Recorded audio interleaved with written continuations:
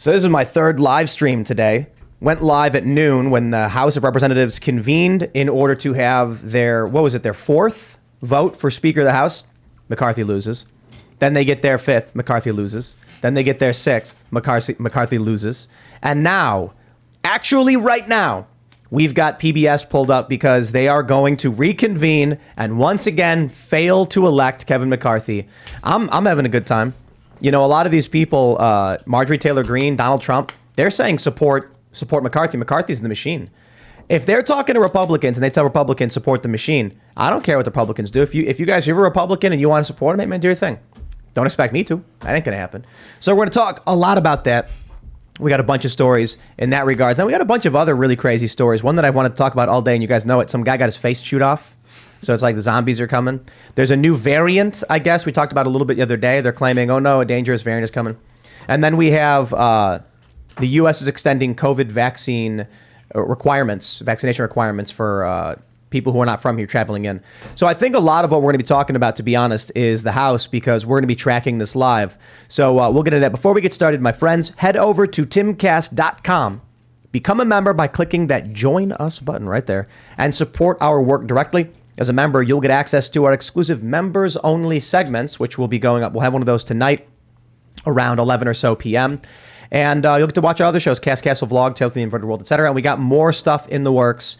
We are not going to be stopping. We're going to be producing more stuff. And in fact, I think starting next week, I might begin doing a morning live show to produce my morning segments. The simple version is, while I'm preparing and producing these segments, I could just live stream it so you can see and talk and hang out as I'm pulling the segments, and then I record them. And it just makes everything a lot easier for me, makes it more interactive. So we'll see how it plays out. Maybe we'll do it. I'm thinking that's what's going to happen. So for now, smash that like button, subscribe to this channel, share the show with your friends. Joining us tonight to talk about this and so much more is Hi-Rez, the rapper. Thank you, sir. I appreciate it. I'm humbled to be here. You want to grab that your microphone. Cool. There you go. Yeah. Appreciate you. I'm humbled to be here. I'm a fan of the show, and I'm happy to be on the podcast. Thank you. You just had a music video. We actually just watched it. This is fantastic. You got Dr. Robert Malone, JP Sears, Ian Smith was in it. So this is 2 + 2 = 5. Really good. I thought it was really good. It just dropped. Thank you. So this should be fun. I don't know, man. Thank you, sir. Yeah, self-directed too, not to pat myself on the back, but I've been doing this for a minute, and this is one of my favorite ones for sure. Whether you like it, whether you hate it, whether it pisses you off, whatever. I appreciate you guys checking it out. The song's hot. Thank you. That beat's nice. Thank you, sir. I like your blue. I like your blue wig. Thank you. JP approved. There's some funny clips of Dr. Malone. It's not in this video of him adjusting my hair, and it was creepily amazing at the same time. How was it working with Malone? He's like a hero. Malone's coming to my wedding. Malone's a good friend of mine. Yeah, wow. Malone's like a mentor, like great guy. Like anytime I see like Malone like hate on the internet, I take it personal because it feels like a family member to me. That sounds crazy, but like Malone over the last couple of years since I've known Malone, it's like an uncle. Like Malone is like a really good dude, man. Like I've helped people work with Malone. I've helped, and vice versa. Malone, like anything I need, boom, Malone. And I have a very small wedding coming up, and Malone and his wife are some of the people coming. We got to get Robert Malone and Post Malone together. That would be most people say that, man. That would be incredible. So I think I might be the bridge to that. I don't know Post, but like as a musician who somehow constantly gets Robert Malone in his videos, shout out Robert, and shout out his wife Jill as well. I would love to connect that. So right on, man. Well, thanks for hanging out. Should be a blast. We also got Luke hanging out. I don't know how I feel about the lipstick color you had there, but you don't like it? But that's just me personally. My name's Luke Rudowski here of WeAreChange.org, and Bill Gates is running around recently talking about how he's going to be vaccinating animals in order to change their genetic structure. Yes, and that's why today I decided to wear a shirt with his face on it that openly declares that Bill Gates is not a doctor. He's not a medical doctor. If you want to spread that word too, if you want to spread that message, you can on thebestpoliticalshirts.com because you guys do. That's why I'm here. Thank you again so much for having me. Joe Biden's also not a doctor. Thanks for bringing that up, Luke, and reminding me that Bill Gates is not a doctor and that you got sweet shirts on your website. Okay, if you want to carry that mic around with you too, you can do that anywhere. Do what I do. Yeah, all the time. I'm Ian Crossland. Let's keep rolling. Serge, you want to? Hey, what's up? I'm Serge.com. Yeah, nice to see a fellow musician out here. Let's take it away, Tim. All right, man. Serge. Here's we got the live stream pulled up. And I just really don't care what these people have to say. It's like she's like reading some book or something. It's like, come on, dude. And the funny thing about the past 6 votes is just all of the grandstanding, the smirking, the smug. You know what, man? Here we go. Here, so the chair has examined the proceedings. What is this? What is she going to say? I'll come to this in a second, and we'll get the volume up. But here's the big story. Sixth. Kevin McCarthy loses a 6th vote as the GOP struggles to agree on a leader. Struggles, it's simple, not McCarthy. And you got. There's so much, man. Crenshaw called the resistors. He called them terrorists. Did you guys hear that? I thought that was. I thought that he called them something else, and then someone else called them terrorists. Maybe. What's it? Kinzinger. Kinzinger called them terrorists. That's what I heard. Was it Kinzinger, not Crenshaw? Yeah, that's maybe, what I heard. Maybe I got it mixed up. Crenshaw did use a slur, though. If you want to consider words like that. I'm pretty sure Crenshaw said terrorist. I thought he did. But actually, I got to give the shout out to the Krasenstein brothers because I think they're the ones who actually tweeted it. And so I'm not going to, no offense to the Krasenstein brothers. He says, Dan Crenshaw referred to the 20 Republicans against McCarthy as terrorists.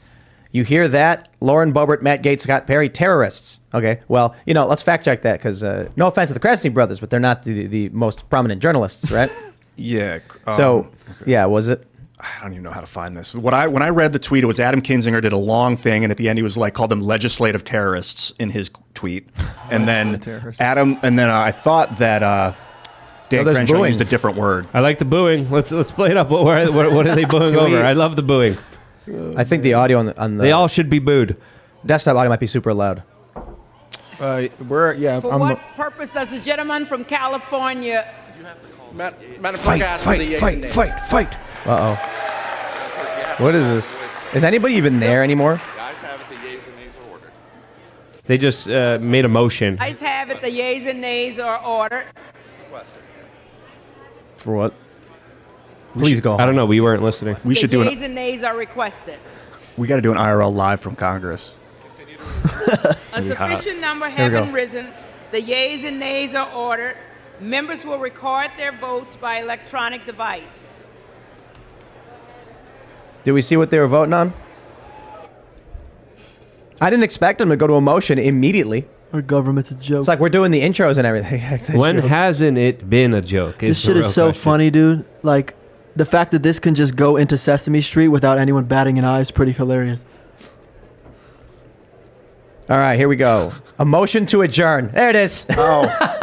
They're going home. Welcome to the live show, ladies and gentlemen. Coverage of people who won't do their jobs. Those lazy bums, get back to work. Yeah, but look, the nays. The Democrats are saying They don't no. want to leave.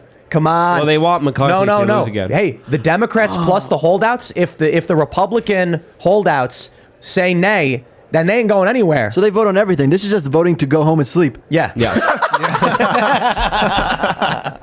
Oh shit! Time remaining. Are we going to sit here for? We got to sit here for. This is the challenging thing about today. This is history. Yeah. It's the last. It's been 100 years to the day that there has been something like this. Well, yesterday, when the House did not elect a speaker. 100 years, 1923, and so here we are again, and Kevin McCarthy has lost 6 ballots. Wow. Now they're trying to go home. What? All right. So if Lazy bums. And the World Economic Forum, by the way, just called this race last night. If you go on their website, you can look at their member, Kevin McCarthy, and it says that he's listed as the majority leader of the House of Representatives on the World Economic Forum website. House. Majority leader is the Republicans are in the majority, and he's the leader of the Republican Party. That's a fact. Officially, but still, it's interesting to see the World Economic Forum here. Putting him on a pedestal. No, hold on. I got to correct this. Yes, yeah. He's the majority leader, whether he's speaker or not. He's the majority leader right now. Doesn't he need to get voted in? No. So that's an RNC thing. Majority leader means, all right, so the Republicans are in the majority, right? That means they're the majority. The leader of the party, GOP, is Kevin McCarthy. Kevin McCarthy was elected by the Republican National Committee or whatever organization. So he is the leader of the majority. Speaker of the House is totally different. I'm seeing a bunch of people be like, the World Economic Forum says he's speaker, and I look and it says majority leader. He is. They won the majority. He's the leader of the Republicans in the House. You don't got to like him. You don't got to like the guy. Right. But that's why everyone's marching in lockstep behind him. Right. Because he's just in charge of the establishment machine. So nobody dares go up against him. And that's why they're calling, Matt Gaetz, Boebert, and the Freedom Caucus terrorists. Mm. Yeah, to clarify on that, Adam Kinzinger called them legislative terrorists a year ago. A year and a half ago. So this Dan Crenshaw thing might be real. I just haven't seen the source. I haven't seen the actual tweet. So far, one Republican nay. I hope the Republicans don't let him go home. Matt Gaetz, don't let him go home.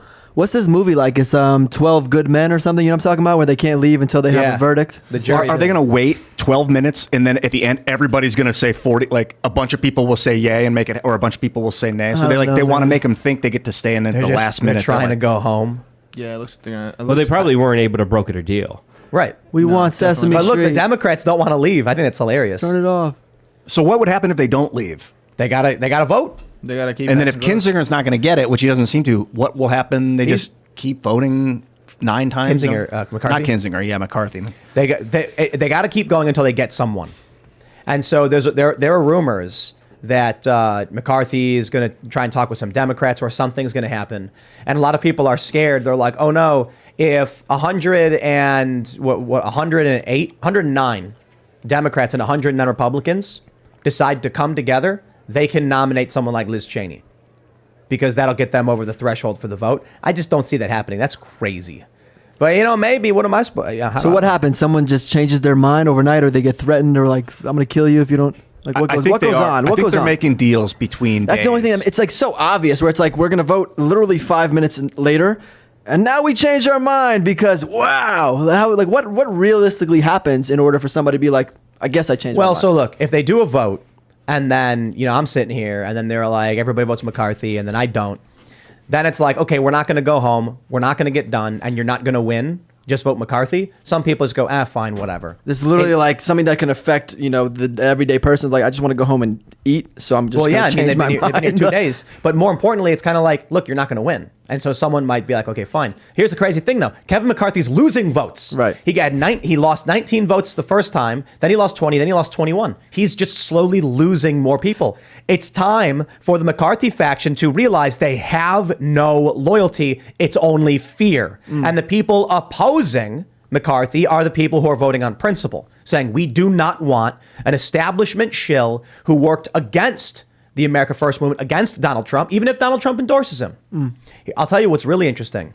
Donald Trump came out and said everybody should vote for McCarthy, and Matt Gaetz said, sad. Yo, Trump's retired. That's the way I'm putting it. I think Trump's coming out and endorsing him because he's like, just leave me alone. Just call off your dogs. Look, they raided his house.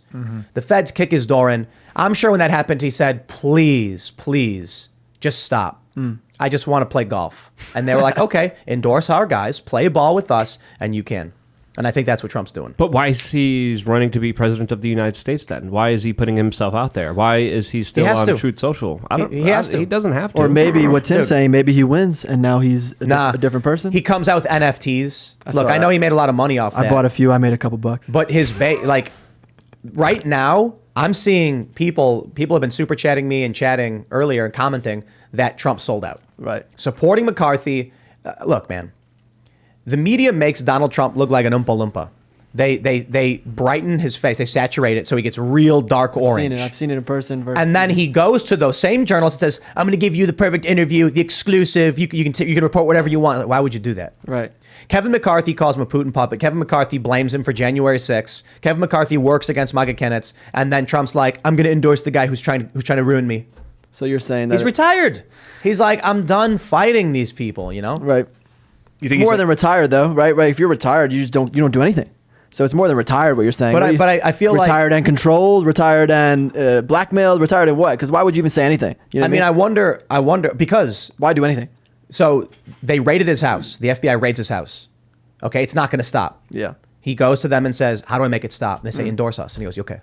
Would that be blackmail? Yes, sir. Yes, if sir. he goes course, to them, extortion. No, for sure. not if the government's doing it. The government can't charge itself, can it? Right. I mean, Well, it I can. guess it can, technically. But we investigated ourselves and found we did nothing wrong. But if I came to you and I was like, "What can I do?" and you're like, "Do this thing," and then would I be black? Would you be blackmailing me if I asked you what I should do? The government routinely goes to people and says, "We will drop the criminal charges against you if you do this thing for us." Isn't that funny how they're allowed? I don't think they should even be allowed to do that. I mean, it's a challenging thing to argue, but this idea of so I'm watching that movie Molly's Game. You ever see it? 2017. It's really good. Yep. It's about the woman who ran the poker room. Yep. It's pro Poker skier. games. Yeah. And a part of the movie is the feds say to her, "We will give you all your money back that we seized. It's $5 million we illegally took from you unconstitutionally. We'll give it back. You won't go to jail, but you got to turn over the communications that you have with other people that aren't criminal in nature." So these she has communications with people about their family and personal lives, and they're like, we want all of the forensic imaging from your devices. She's like, no way. That's not even related to any crimes. And they're like, give it to us and you get your money back. For what reason? It was civil forfeiture. They stole her money. So the government does it. That's what they do. Yo, remember that story where it was like somebody was walking through the airport with $15,000 and we took it? They just took it. It's like, what? I've never heard that, but... And it was like the cops are all smiling and the dog sniffed out the money and there's stacks of cash. And it's like, carrying money is not a crime, dude. Yeah, civil asset forfeiture is extremely disturbing. That if you have, what is it? What's the, you know what the limit is over how much amount of cash on you, and then all of a sudden the cops can just be like, Wow. It's ours. It's ours. yeah, it's like it's I probable think it's over cause. $10,000. They consider it probable cause of a crime or something if you have a lot of money. Well, they're supposed to investigate if it's related to any crime or not, but many police departments just keep it for themselves and then use it in their budgets, and they buy themselves luxury vehicles and a lot of other things that are just egregious. So, yeah, I mean, what else did you expect the government to do other than conducting theft? That's pretty much what the government does all the time anyway. So, you know. Well, hold on. It's not theft anymore. It's more like a... Well, hold on. No. Hold on. It's like a... If the government were to take something from you, you could call that theft, right? Right. But what if the government takes your stuff, destroys it, and then prints money, which devalues your currency? Like, what would that be? Counterfeiting? like They've a given real them beatdown. Well, because here's the point: modern monetary policy, modern monetary theory, they don't tax you to use your tax dollars to buy stuff. They just make money. Right. They tax you to control inflation because they're making money. Right. So they found a way to take money out of your bank account without you realizing taking money out of your bank account. So is that real? It is a kind of theft, I guess. Right. Well, we've kind of agreed to it, unfortunately, by hold on living there, here. man. I don't know. So You might have agreed to it, Yeah. especially when you get pulled over by the police and Let's you be cheering real. and Hold get on, all man. happy. It's- No, listen, one signed a social well, the way it contract is is- there. No. Hold on. What we agree to is that we have a subscription service called government. That's what we quote unquote agree to. By living here, the general perception of the American people is that you take a percentage of my income to cover the cost of roads and police. That's not what they're doing. They're creating money through modern monetary policy and fractional reserve banking without you knowing, and they're spending more money than you realize from you. So we didn't agree. We the people, through circuitous means, they have created a system where they just create money, spend it however they want. Nobody agreed to give $1.7 trillion in this big omnibus spending bill. Nobody agreed to give Ukraine these billions of dollars. Right. They just do it. Yeah. Yeah, taxation is theft, and it's a way to pretty much keep everyone in line in order to keep people poor and subjugated. You know what? You do a direct Democratic vote right now on sending funding to Ukraine, it loses. Really? Period. For sure. There's no way you walk. Here's what we're gonna do. How about I used to do street canvassing. I go out in the street, the microphone, and I ask people to give me $20 for Ukraine. Guess what? Yeah, you're not getting it. Some people would. Right. Some people definitely would. But most people would say No, no. of course not. Liberals or or Republicans. Doesn't matter. They'd say no. Doesn't matter. Nah, it really just depends on how good you are at selling. So, we'll see. Because some people would totally do it. I understand. But let's say not $20, 20%. I'll say this: how much do you make per week? And they'll say like, oh, I work at Starbucks. I do $15 an hour. Right. I get about $500 after after everything. And it's like, all right, I want $150 for Ukraine. They're gonna say, no way, dude. Of course. No way. Whoa. It's not about what you asked for. It's about what we get to do. We get to take it from you. It's a privilege. Yeah, it's a privilege, man. All right, here, where are we at here? On motion to adjourn. Oh, man. 32 Republicans haven't voted yet, 13 Democrats. 200 Democrats say nay. No adjourn. Dude, I bet the One Republican voted no so I bet far. the Republicans Republican are voted no. intentionally waiting just to screw over, just to make those people, like, they're like giving them hope, false hope. And then at the very end, like with 30 seconds, 20 seconds left, they're all going to be like, No, they're not going to vote. Oh. You know why? Oh, you can choose Nays not to have vote. it. You could not Yeah, vote. it's not, no vote is one of the options. So they just don't vote, and the Democrats take it. And that means NV, they no don't vote. get to adjourn. This is fun. They It's vote like- on everything. That's it. They vote on What do you everything. got? You guys want eggs tomorrow? Vote. What are you guys looking for? Motion to get blimpies for lunch. Bro, hope this they is wheel in crazy. food. The eyes. Aye. This shit is no secret, bro. Like, they get to talk to each other and almost threaten you in real life, like in real time. Like the shit that we like talk about as conspiracy, we're seeing it right now. They're like, look here, you fucking, you know what I mean? They go right up to you right now. They're like, I see you haven't voted yet. Whatever it is, we're witnessing. Oh, yeah, it. you're right. I've never seen this shit. Is my point? I don't know if Can they not intermingle before voting or no? they can, but you get 15 minutes. There's no way each member knows how other members voted. I know if I vote and you vote and I go up to you and we don't know each other and I say, look here, Tim, someone's going to kick me out that shit if they know that someone's uncomfortable. I think it's the chairs. Like they have a button, don't they, on the chairs? Something like Yeah, it's an electrical button. No, maybe not, because Something are like those that. chairs assigned?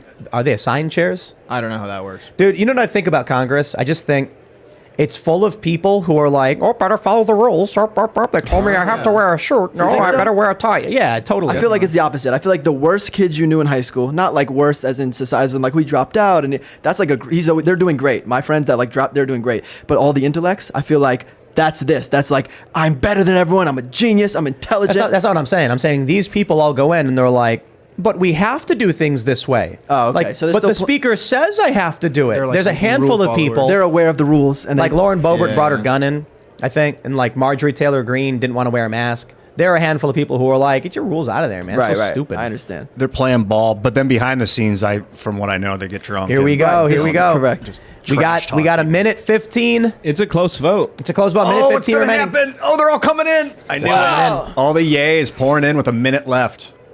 There's still 6 Democrats who haven't voted yet. They want to leave. One of these sports leagues needs to step it up because, like, the fact that this is more exciting than any sporting event I've watched in years. Someone needs to step it up, bro. Like, and I'm a sports fan. Are our public servants going to leave for the night? Yes. We got 50 Want to take seconds. a side vote? Yeah. Side bets. 25 right. people still didn't I vote wonder. yet. I wonder. Put a if- 1 in I chat if wonder you think they're going to stay. If you go to like Hollywood Casino down the road, I wonder if you can bet on this. I bet, bet you can. Yeah, Yeah. I bet if you go to the sports book, I'm sure you could bet on everything. Yep. They got a C-SPAN, just a C-SPAN instance open. Everyone's watching C-SPAN. Sure. I wouldn't be surprised. I would not. Yeah, Do that they makes have sense. do they have earpieces in? Are they like listening to 30 seconds. like someone in like a headquarters being Yo, like, all right, we have 47 the votes. The Nays have it by 5 votes with 25 seconds left. This is tight. So that means they'll stay. And they'll There's make like a vote. Stephen A. Smith. Yeah. Oh, If the Nays two, win, three, 207. they All right. 4 votes. What are the Republicans Are we passed it to going home? Democrats today. Someone is on a power Don't trip go right now. home. What are we Don't betting? go home. I'm betting they don't go home. Yeah, I mean, I think they're my gonna vote stay. is stay and do your jobs. It's funny that it's Just so because close. Kevin McCarthy doesn't have the votes doesn't mean you get to leave. You stay until you figure it out. Can they just do 3, this forever, 2, please? Here we go. One. Happy New Year. It's a clown show. Oh, the Nays have it. Someone put it on Nobody 1 second gets to vote. leave. Wow. Good. Someone voted them after there. it hit 0. You can't do that. What? They're still voting. Doesn't matter. That's The Nays illegal. have it. That's at least This is the greatest government in the world. What The are they mail-in doing? ballots are coming in. That's the greatest joke ballots. ever still. It Why- is. Do you It think is. it's this close by just by design or by like It's the country, man. immersion? Like So like, look, they're still voting. I don't know if the time remaining actually matters, to be honest. Either way, it's a clown show, man. Hey, look, Whatever the question was. like Yeah, they is it gotta, like an they gotta emergent count the mail-in phenomenon? ballots, man. Like all the That's mail-in, right. all the mail-in ballots are rolling in now. So it's gonna take at least another Right. week. At I least know. another I know week. the time ran out for the election, but absentee ballots are still going to be counted anyway. Yeah, all night. it's gonna take a while. I'm They wondering. don't leave anyway because they got to Because they count. keep counting it. Keep The, wondering the if it's like- Democrats are like, the total vote count is Republicans voting yay, aye, 207. Democrats voting nay, 563,297. Nays have it. The beautiful, Nays man. still have it. All members in Here we go. Here we go. Wow. Here we go. Try and boost to get a little more votes. Nobody go home. I'm so excited. I would love to bang the any gavel. member elect wish to change his vote. Oh, here we go. I want to go home. Oh, yeah. man, Oh, there's a lot of changes. Dang, get out of We here. are offering $20 gift You cards. see how they cheat? Oh, That's- come on. No, they're clapping. Democracy manifest. This is great, man. Yep. Hold on. Wait. They're going to go home now, aren't they? That's Those scandalous. lazy, bureaucratic Beckys. They should have stopped the vote at 0. Someone ran up to a bunch of 4 Republicans voted no. There's 5 no votes. Come on, guys. 2 votes for stay. Don't let them leave. This is good TV. Does anybody want to change their vote? And then they do. Okay, now we can go home. Oh, this is the American government. Whoa, Does wait, anyone wait, want to change? wait, wait. Shh, shh, shh. Yeah, let's try to get one of this. They're booing. I'd be freaking livid if I was a Democrat voting no, or anybody voting no on this. Like, this is life and death. I like how they took the counter off the screen. Yeah. What's going on? They're going home. Going home. What's he doing? He's changing his vote. He's like the MVP for You tonight. know what? Like, Everyone that wants to leave, leave. Let everyone else run the government. right. Nah, for real. You think they give out like Send in the guy with the horns again. You think they give out a most valuable player tonight, like a little MVP award? MVP, that, little that like final guy. game that ball. Yeah. They toss a ball. Yeah, whoever Hey changed kid, their vote. catch. The very A end. little Nancy Pelosi shirt or so, bra. Hey kid, catch. Look at this stupid game. Yo, time ran out. They gotta stay.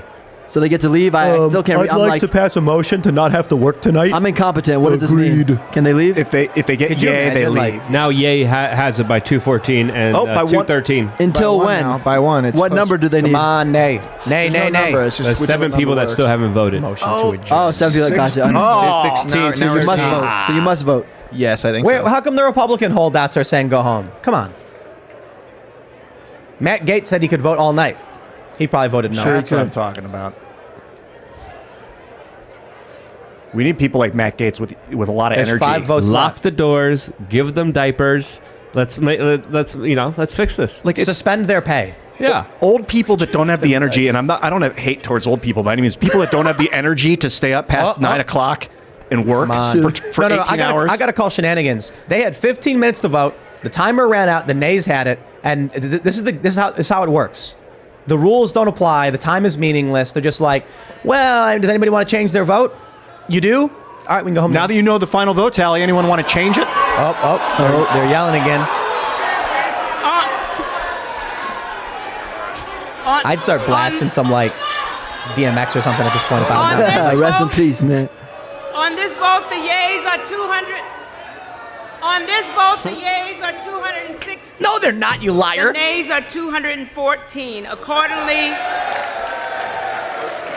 Wow, what a bunch of children. Dude, Congress is such motion garbage. adopted. It's cooler than the Super Bowl. Accordingly, the C-SPAN House sucks, stands dude. adjourned until noon tomorrow. Oh, they cheated. Boring. Meanwhile, This- inflation is on the This rise. House vote was cheating. Yeah, They ran out of time, and the nays had it.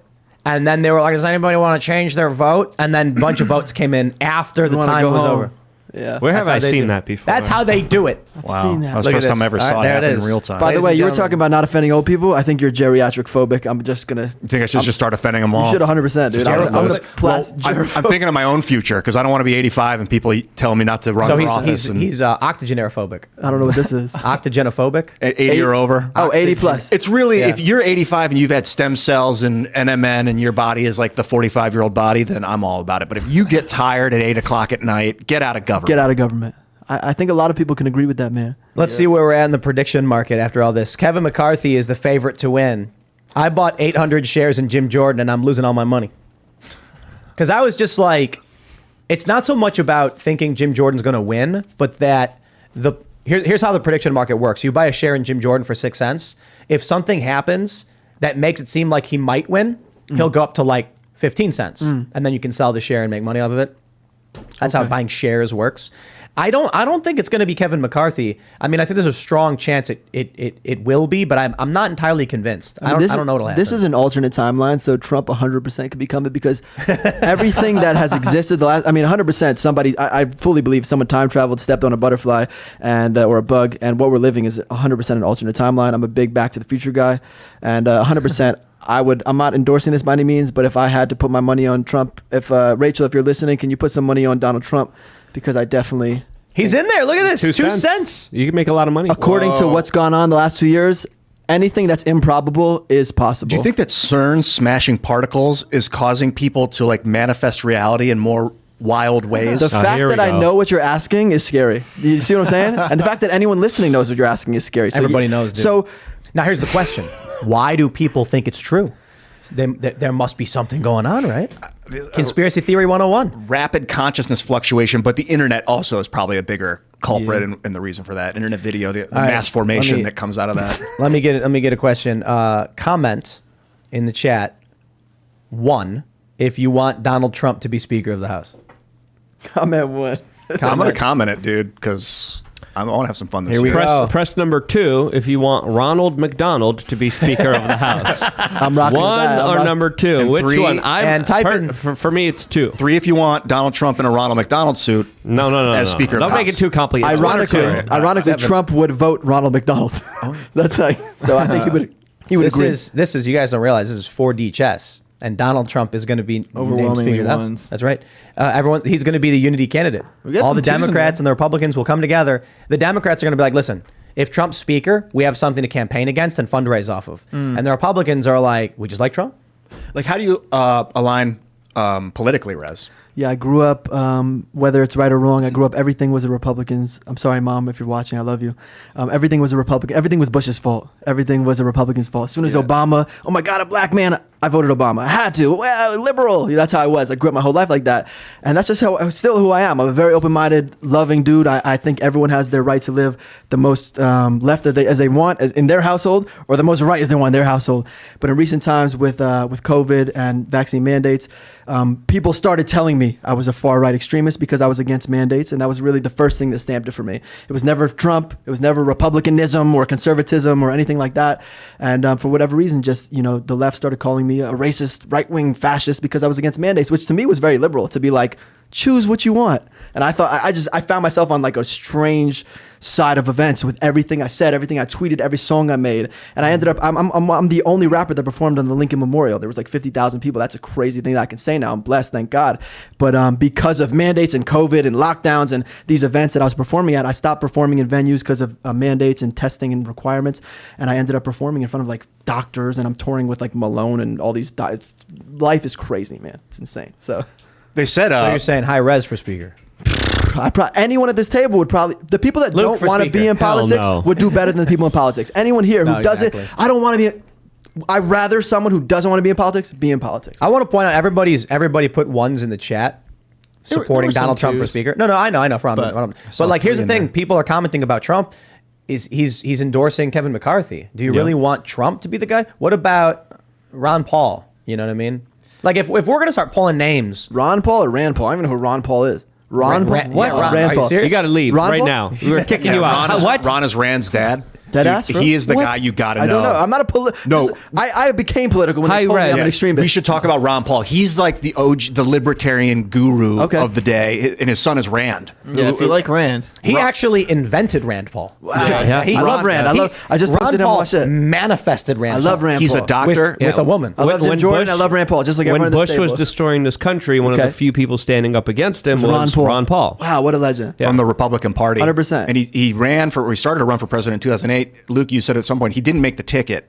I think did he try to get on the ticket and then he didn't get enough votes? Is that what it was? Well, he got cheated, especially when it came to a lot of the way that the corporate media reported on him, the polling, the numbers. It was a rigged game against him from the very beginning. But he got more support from active U.S. military service members than any other candidate that was running in all of those elections. He made the debate stage, and he did talk about a lot of ideas that resonated with a lot of people. But of course, he was pushed down by the establishment and kind of pushed away from the general public as much as they could push him away. I just want to point out that Hakeem Jeffries has a lower predicted price per share than Elise Stefanik.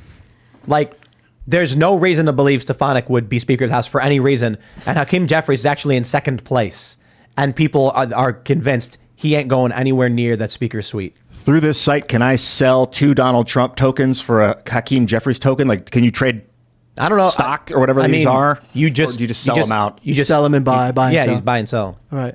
U.S. currency. I Ron guess. Paul was like huge on auditing the Federal Reserve when he was running, and people, I think, didn't really understand what that meant. So it was a hard sell, and other people were like, "No, emotions. The first black president. No more war. Like emotional stuff." And Ron was also extremely anti-war. Right. Anti-war for for liberty, for the First Amendment, was pushing back against the national security state. Pretty much everything he warned about has come true in the most awful, horrible ways.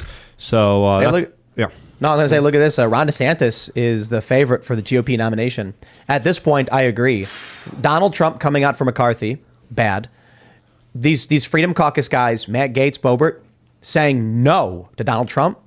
Think about how crazy that is. A couple of years ago, you defied Trump. You were done. Right. Now Trump comes out and he's like, listen, Kevin McCarthy's the guy. And they're like, nah, sorry, Trump. Sad. Sad. I feel like he missed an opportunity to get back on Twitter. What's he doing? Like they gave him He's retired. a green light. He's retired. And he was Right. just like, I don't no, blame I'm him. better than that. Like, Dude, better come than on. what, dude? Even if Well, I was he- him, I would go on and I would be like, come to truth. That's it. I Just go am- tweet some shit. I am less than half Donald Trump's age, but I'm around half his age, and I can totally understand wanting to get away from all of this stuff. Yeah, but It's then crazy. stop collecting money. Then stop And stop fundraising. Stop campaigning. taking He's people's campaigning. money and be like, hey, I'm Whoa, going to whoa, save you hold on. guys. I'm gonna fix the country. I'm Whoa, going to do whoa, this whoa. for you guys. The man still wants his golden toilets. Yeah. You know what I mean? Mm-hmm. We saw his tax returns. You don't believe He's he losing a lot believes of his money. own hype. You don't believe that he genuinely believes he's going to win and he's going to run. You don't. Nope.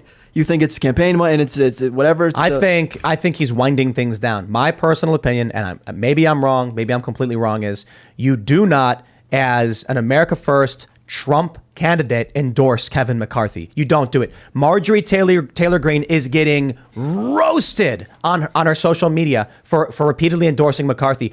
Every comment, you pull up her Instagram, every single comment is like, Marjorie, don't do this. Why are you doing this? For Donald Trump himself to be like, the guy who called me a Putin puppet and claimed I'm responsible for January 6th, yeah, I'm going to endorse him. Everybody's just like, what?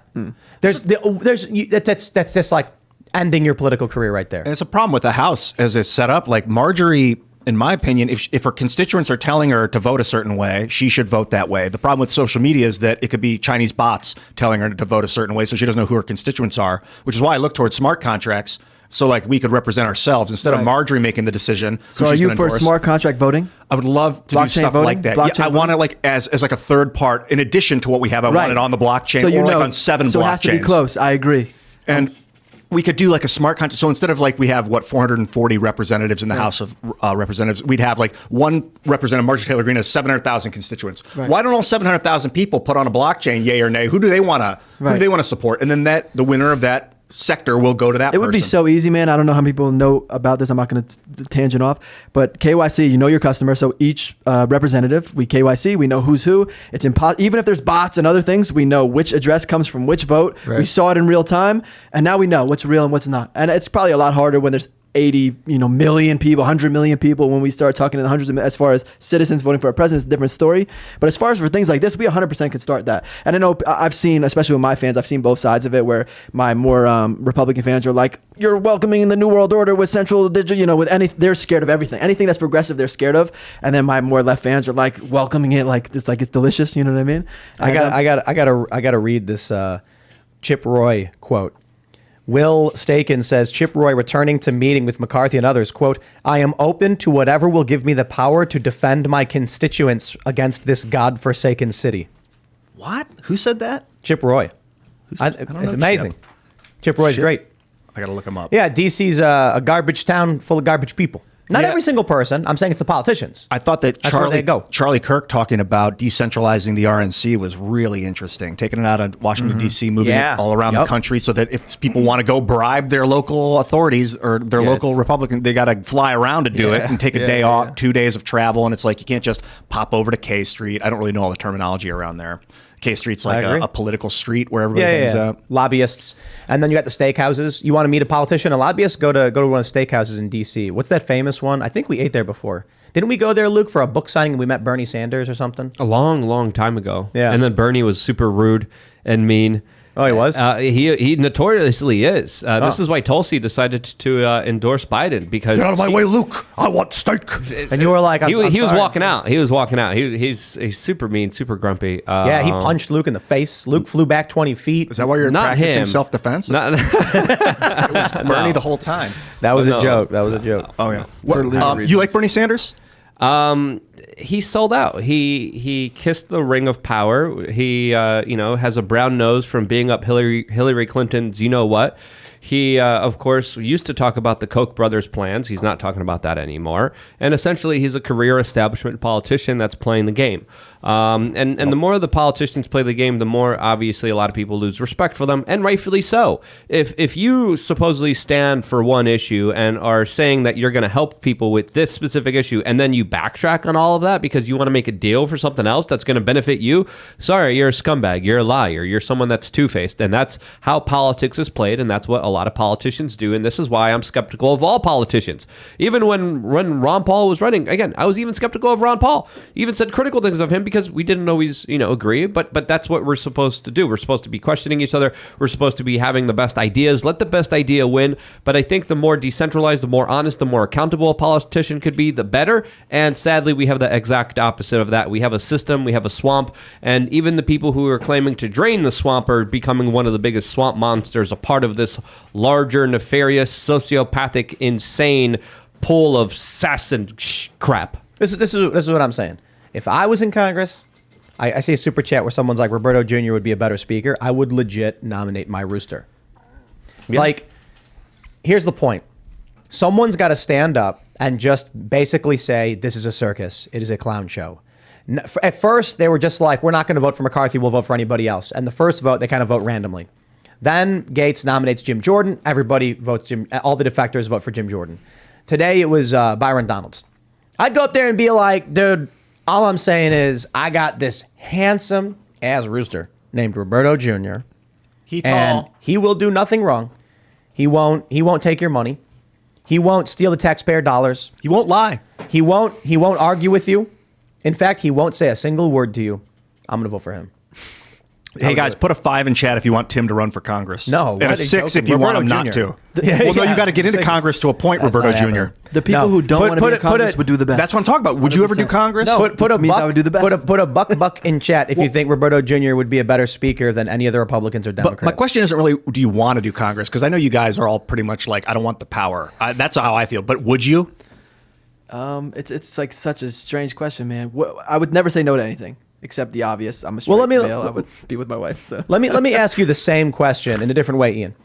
Would you be willing to stand in a room full of swamp monsters who are going to beat you over the head with a stick for 2 years? No. I mean, I guess if we need to. And I don't mean figurative swamp monsters. I mean like actual swamp thing. Oh, Lord. And literally get beat in the head with a stick. So everything's literal. Nothing's here's a better one. Would you be willing to let a swamp monster infect you with swamp monster disease to turn you into a swamp monster? I'm not going anywhere near that. In order to try to save the world? That's a tough one. Playing Fallout and then going into the crater where all the radiation and super mutants are. I've done it. I'm not. No, you played all the Fallouts? I've been there. No, it's not as bad the first as you think. two. The New Vegas? Yeah, the new ones. That's my favorite one. You like New Vegas? Yeah, I think Fallout 3 was the best. The 4, there's the giant cloud. 4 is incredible. 3 is the best. You can live in a radiated wasteland for a little while, especially if you have a lot of rad X. Collect some bottle caps. I've seen a lot of 5s and bucks. Clothespins. They want you, Tim. But your answer, Tim, yeah, I would. I would let the darkness in because I think I'm strong enough mentally, just having gone through social media the last 12 years and bearing my soul and getting ripped down and then building myself back up. You ever see The Matrix when Agent Smith tries to infect Neo, and then he sticks his hand in Neo's chest, and then Neo starts turning into a Smith, but then all of a sudden reverses it and then blows up Smith. That's what it would be like. Yeah. The DC swamp would grab Ian and they'd stick it. And he'd be like, "Are you infecting me, or am I infecting you?" And then all of a sudden, we're watching the C-SPAN, and everyone in the house is wearing purple bell bottoms, and they're all talking about graphene. Who is it? People are running and screaming, and the Ians are grabbing people and biting them and turning them into Ian. Rick and Morty episode. Graham Hancock thinks every politician should do 10 heroic experiences with ayahuasca before they take office. I think that's, while I don't agree, it's probably the most intelligent thing a politician's ever said. So. No, it's Graham Hancock. He's a writer. Okay. And kind of he's not an archeologist, but he's like an adventurer. He should be a politician. Historian. I would love people like Graham Hancock in office. He's very great, open-minded thinker. Let's pull up this story we got here from Timcast.com. Gates. McCarthy reportedly texted Republican who voted against him, quote, "I am ready to fund an endless war." Now, the first thing I think when I see that is, come on, man. No way. That's such a I hereby announce I am guilty kind of statement. You know what I mean? McCarthy apparently said, here, look at, Gates said, McCarthy is losing it. He texted one of my colleagues who didn't vote for him, quote, "I am ready to fund an endless war." I'm assuming this is in addition to Ukraine. But I wonder if what McCarthy was basically saying was, I'm so pissed off at these people. You know what I mean? Yeah. They want to come at me. I'm ready to fund an endless war because these people oppose it. Isn't that what they already have been doing for decades? since 2001? Before that, I imagine. And the war machine hasn't really stopped. It's been getting financed a lot. A lot of money has been printed. A lot of money has been devalued in order to fill up the coffers of the military-industrial complex. So his threat is kind of empty there because they're already doing it. You know what I love, too? Apparently, when Boebert, Gates, and the rest were like leaving the meeting, like recently, they came out, I can't remember who said it, might have been Boebert, that opposition to McCarthy actually increased. And that's what I love to hear. My attitude is like, if you come to me and I say, all right, look, I'll vote for you, here are the things that I need, and you say no, I'll say, well, I'm not going to vote for you. Then if you threaten me, I'll be like, well, now I'm going to go advocate people vote against you. Then you threaten me again, I'll be like, I'm going to do everything in my power to make sure you don't win. I think that's where Matt Gaetz is basically at. Like, McCarthy spits in his face. You know what I mean? Could Matt Gaetz run, or could someone nominate him? Yeah, but no one has. I don't know. I think the point is that he's saying it's like it's a matter of principle. It's not about him. It's about getting rid of McCarthy. You know, this is one of the most promising things. But let me show you this tweet from Charlie Kirk. Rep. Ro Khanna, he's a Democrat, says he's open to a coalition government with the right, Republican as speaker with 2 conditions: no government shutdowns over debt ceiling, limiting subpoena power of the GOP. And there it is. What are the chances that happens? That I actually think might happen. They go to Kevin McCarthy and they say, we will get you the 5 votes that you need to win, but no subpoena power for the GOP. And McCarthy will say, deal. Well, no investigations, no accountability. What is that? Trading, that's like bribe. Is that a form of bribery? It's what they do all day, every day in Congress. It's called politics. It's also Scary, interesting man. to see AOC kind of meet with a lot of the Republican leadership. Has she? There's been a lot of conversations that they've been having, that they've been documented having, and a lot of people are talking about a proposal that the two might actually come to an agreement with, and it's pretty much compromises. And Kevin McCarthy is really good on compromises, but the base hates the compromises, because I think it's fair to say that the Republicans have compromised a lot. The Democrats don't really compromise that much. They really essentially get to their way, and the Republicans kind of back them off just a little bit, just enough, just to make a little difference, just so they look a little different. But in reality, I think it's plausible. I think there's a possibility that Kevin McCarthy could make a deal with the Democrats in a way that could, of course, benefit the establishment. And good. So what? That's my attitude. So what? Make them show you who they are. Make Kevin McCarthy show you that he is with the Democrats. There you go. Most people think he already is, but make him show every single person. Just get that, because there's no point in just giving in. I'm seeing so many people be like, "Oh no, if Kevin McCarthy doesn't win, you're going to get a never Trumper or a Democrat," and I'm like, "Isn't Kevin McCarthy a never Trumper Democrat?" Like I don't know the difference between what he represents and what, like, he was nominated by Liz Cheney. Okay. I don't see it. I really don't. He's been pandering for the past couple of months, but apparently the Freedom Caucus people made proposals that were not unreasonable. And he was just like, no, I don't need your votes. And then apparently they've come to him and asked for concessions, and he's like, no. And now apparently the talking point is that he's claiming that, or what they're claiming is, Gates and others wanted guarantees to be on committees or something like that. And I'm just like, I don't care. I don't like Kevin McCarthy. There's no reason for me to ever support anybody like him. I just don't care. So I'm going to sit back and I'm going to laugh every time he loses. Mm-hmm. Now going on 6 losses, going on 7. Seven's coming up soon. Right now. Yeah. There you go. He's going to have to go to the Democrats and beg. And then I want the entirety of the old school Republican Party to be like, why is he negotiating with Democrats? See how he does. Yeah. Otherwise, what happens? You think that Kevin McCarthy is actually going to empower any of these people to do anything legitimate? No. I'm surprised people are actually saying that. You think there's any hope for, like, I mean, now that I know who Ron Paul is, I know who Rand Paul is, but there's any hope for, like, these independents, these these dissenters? Like, in my opinion, where we are now, it's 100% grown. The fact that I'm here and we're all here and we're chatting, like, none of us, in my opinion, I don't know your histories, but we don't seem radical in any direction. And the fact that has grown, it's never existed. You know, before it was like, all I remember is Ralph Nader. That's the only person I remember my whole life growing up. That's the only name that rung a bell for Green Party. How old are you? Something. 29. There's Ross Perot. So I don't know who that is, Perot. but I was never into anything. He ran against Bill Clinton. Yeah, Okay. 92. And they say that he split the vote, allowing Bill Clinton to win. That basically it was Bush, Perot, and Clinton, and then you got moderates and Republicans split between Perot and Bush. So it's been a significant enough percentage. Yes. Yeah, Perot came in. He's like, "Let me tell you something," and he'd have like a big. No, there's Jim Carrey, but I think he was like an economist. It was. What kinda was the interesting. percentage of this specific? Oh, I don't know. You want to pull it up? I'm curious. The vote. You only need like 1%. Right, to make an impact. Yep. Yeah, for sure. And so what I heard was that he was a business guy and he was attractive politically to more moderate individuals, and then Clinton wins. He won over 19.7 million votes for 18.9% share of the popular vote. Wow. And then apparently George Bush Sr. lost, and they blamed that. And then What was the other percentage? What was it for Clinton? let me see if I can. I'm gonna have to look into that.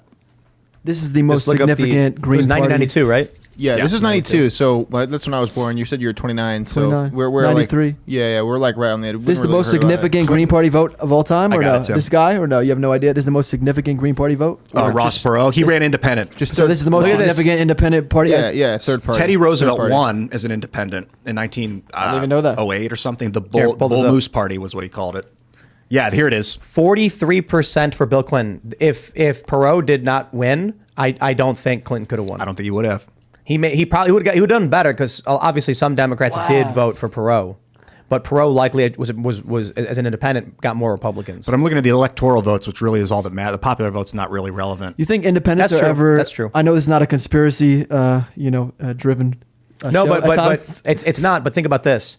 In let's grab a random state. Let's say I don't know, Iowa. Right.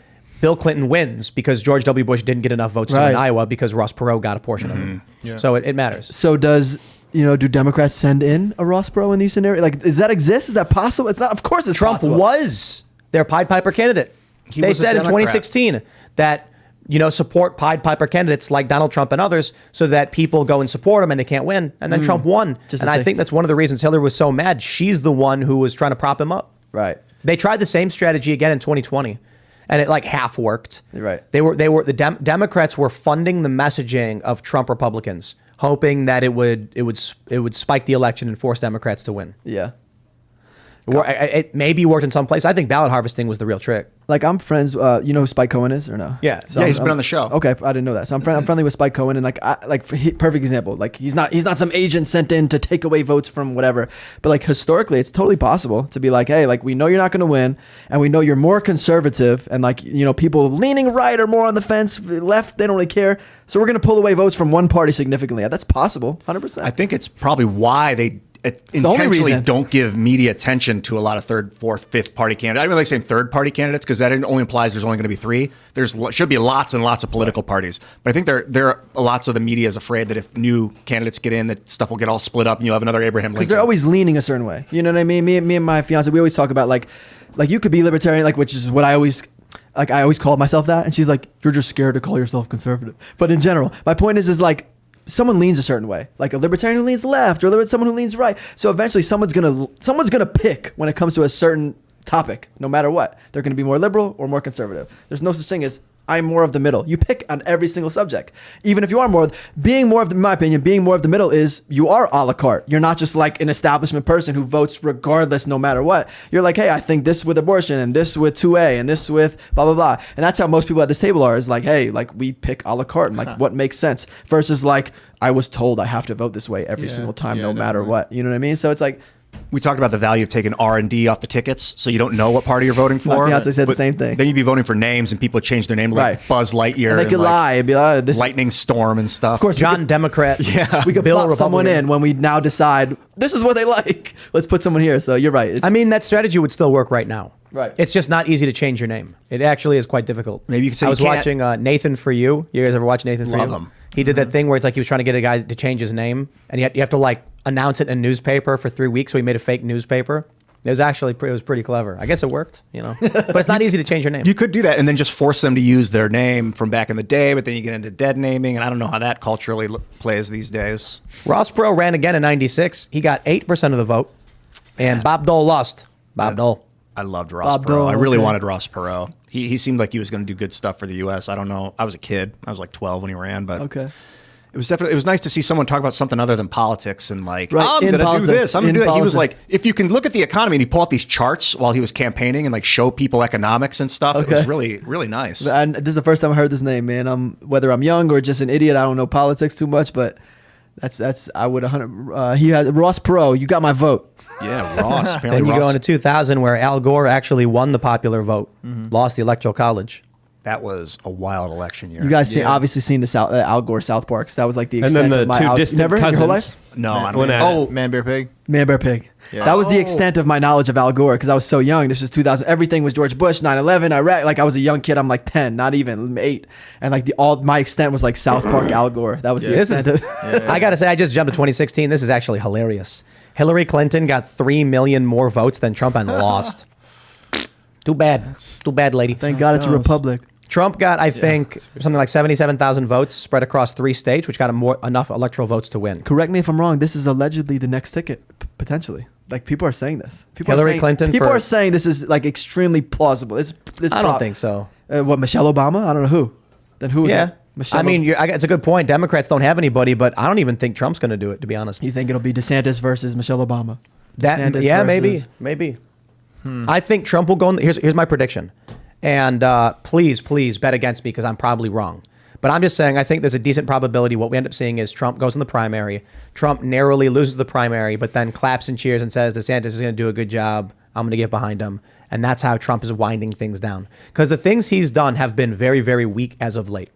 I am not convinced Trump is serious. Look at Trump 2016, calling Rosie O'Donnell a fat pig or whatever. Right. Yeah, he's not doing any of that. And even his most ardent supporters said that his announcement speech was very weak. But his endorsement, whoever he endorses, is going to make a huge impact on the election, no matter what. Maybe. I kind of like the idea that he runs against DeSantis and then graciously says DeSantis is the guy, and then he becomes a hero, like a lore hero with his fan base. Everyone forevermore. wants that. Everyone wants first of all, a ticket together is never going to happen. I imagine every Republican wants a Trump DeSantis ticket. I don't think that's like a ridiculous ticket. It's guaranteed win. It's not going to happen. It's not gonna happen. You guys don't understand. Like you guys have seen what Trump's been up to within the last few years. Right. There's no way. Here's what's gonna happen. There's a lot of ego there. I don't see it. Trump's going to start campaigning very heavily.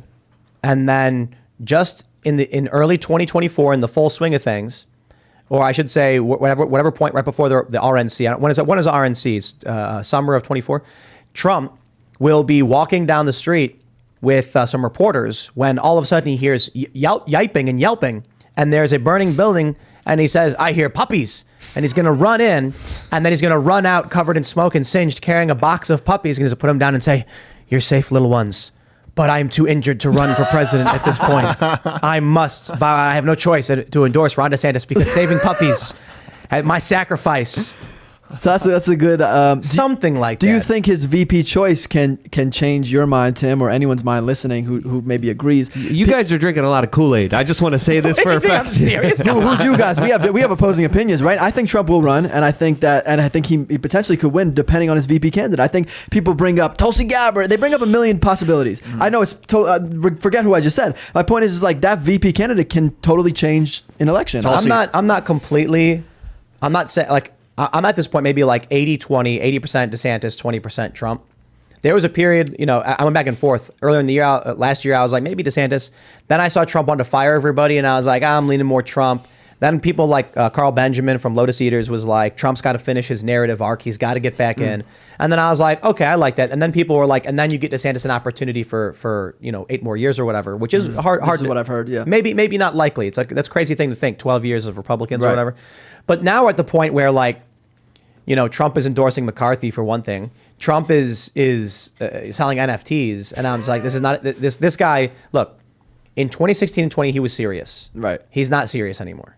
I think he's an old man, and I mean that with all due respect. I think he's just thinking to himself, I have fought a very, very hard fight, and now I just don't think it's there anymore. His daughter's out too. He has a history though of getting in a lot of swamp monsters. So this is not his first swamp monster that he Right. endorsed. So this is not odd. This Right. is not totally different Trump here. This is the same Trump that put, of course, John Bolton in power, that put Fauci in power, that wanted Bill Gates as a science advisor. So this is not out of the norm. So it's not like, oh no, he's doing. He Being from didn't- Florida, he didn't really change. Obviously, I love what DeSantis did I think the only reason DeSantis got any sort of base, aside from Trump, endorsing and saying, "Hey, he's a good guy," was COVID and the way he handled Florida, and like life was good in Florida. And when I would go to DC, they called police on me for eating at a restaurant. Like it was drastically different in every state. But you guys have heard everything. What's your opinion on the possibility that DeSantis is similar to a Bush. Is that possible? Is that possible at all? It's impossible. Like he's a war hawk? It's not. Yeah, is that possible? Impossible. I would say. Is it likely? No. But it's not yes or no. It's not black or white. Right. DeSantis will probably do some things that will piss people off, but I think he's already shown he's done a lot of things that have really, really inspired people, and he's been commended for. So he has done so well in Florida that Florida has like the highest rate of immigration into the state. Right, 100%. California's being drained. Right. I don't like judging the guy before I know him, but what about you, Luke? Judge him for me. What do you think about Ron DeSantis? Do you think he's a war hawk? You have to be critical of everyone. You never put all your eggs in one basket. You never prop up any man above yourself. That's number one. So never give any politician a benefit of the doubt. So let him prove himself. Let's see what he does. Let's see what he says. Let's ask him some real questions.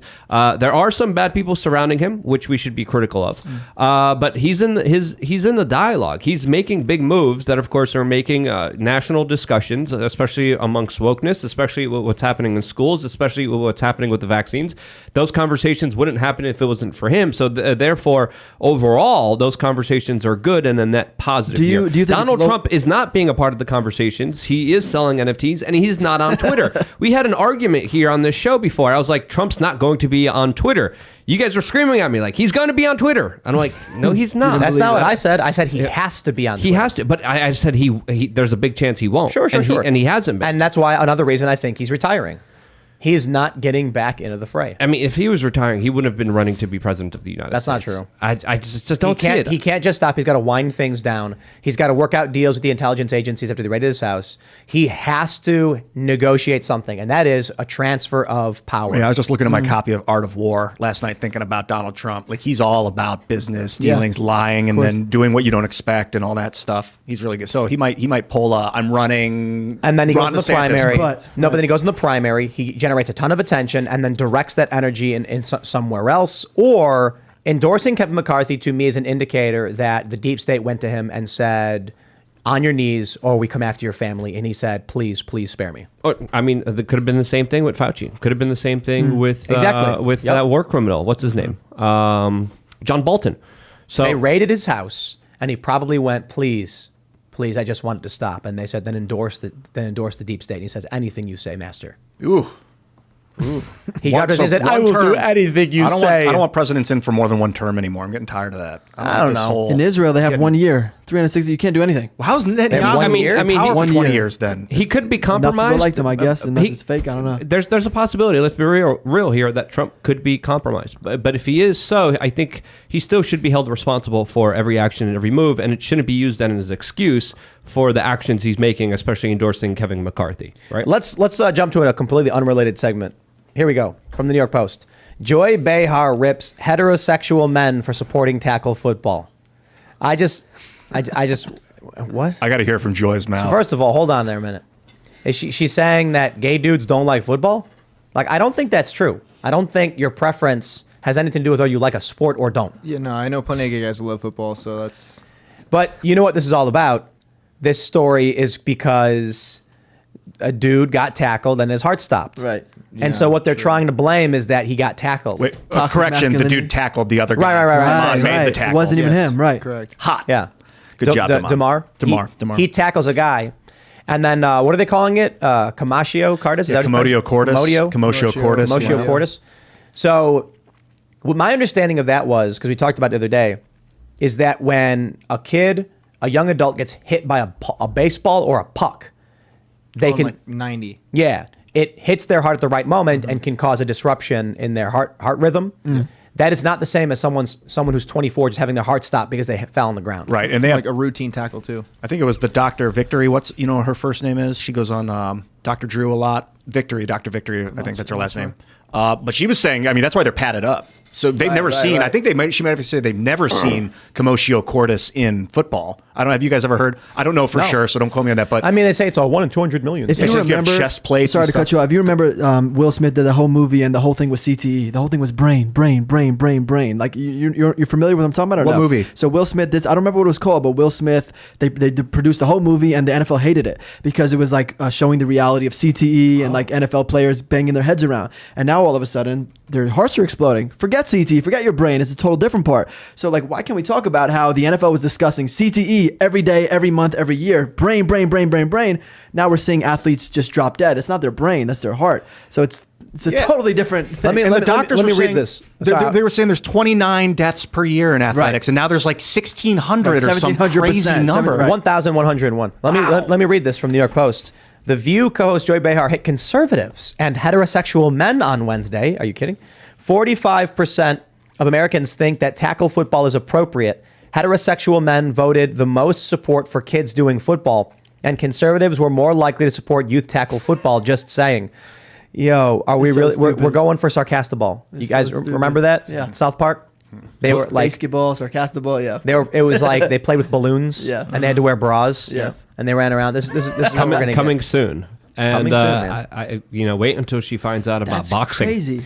Yeah. I can't wait to see her reaction. Like MMA. Everything is polarizing. I remember when they like 6 months ago they were like, if you work out, you're more conservative. I was like, even if that If you're is not true, why vaccinated, are we you're more ru- likely to get into a car accident. Like, why? Yeah, that was crazy, man. That was crazy.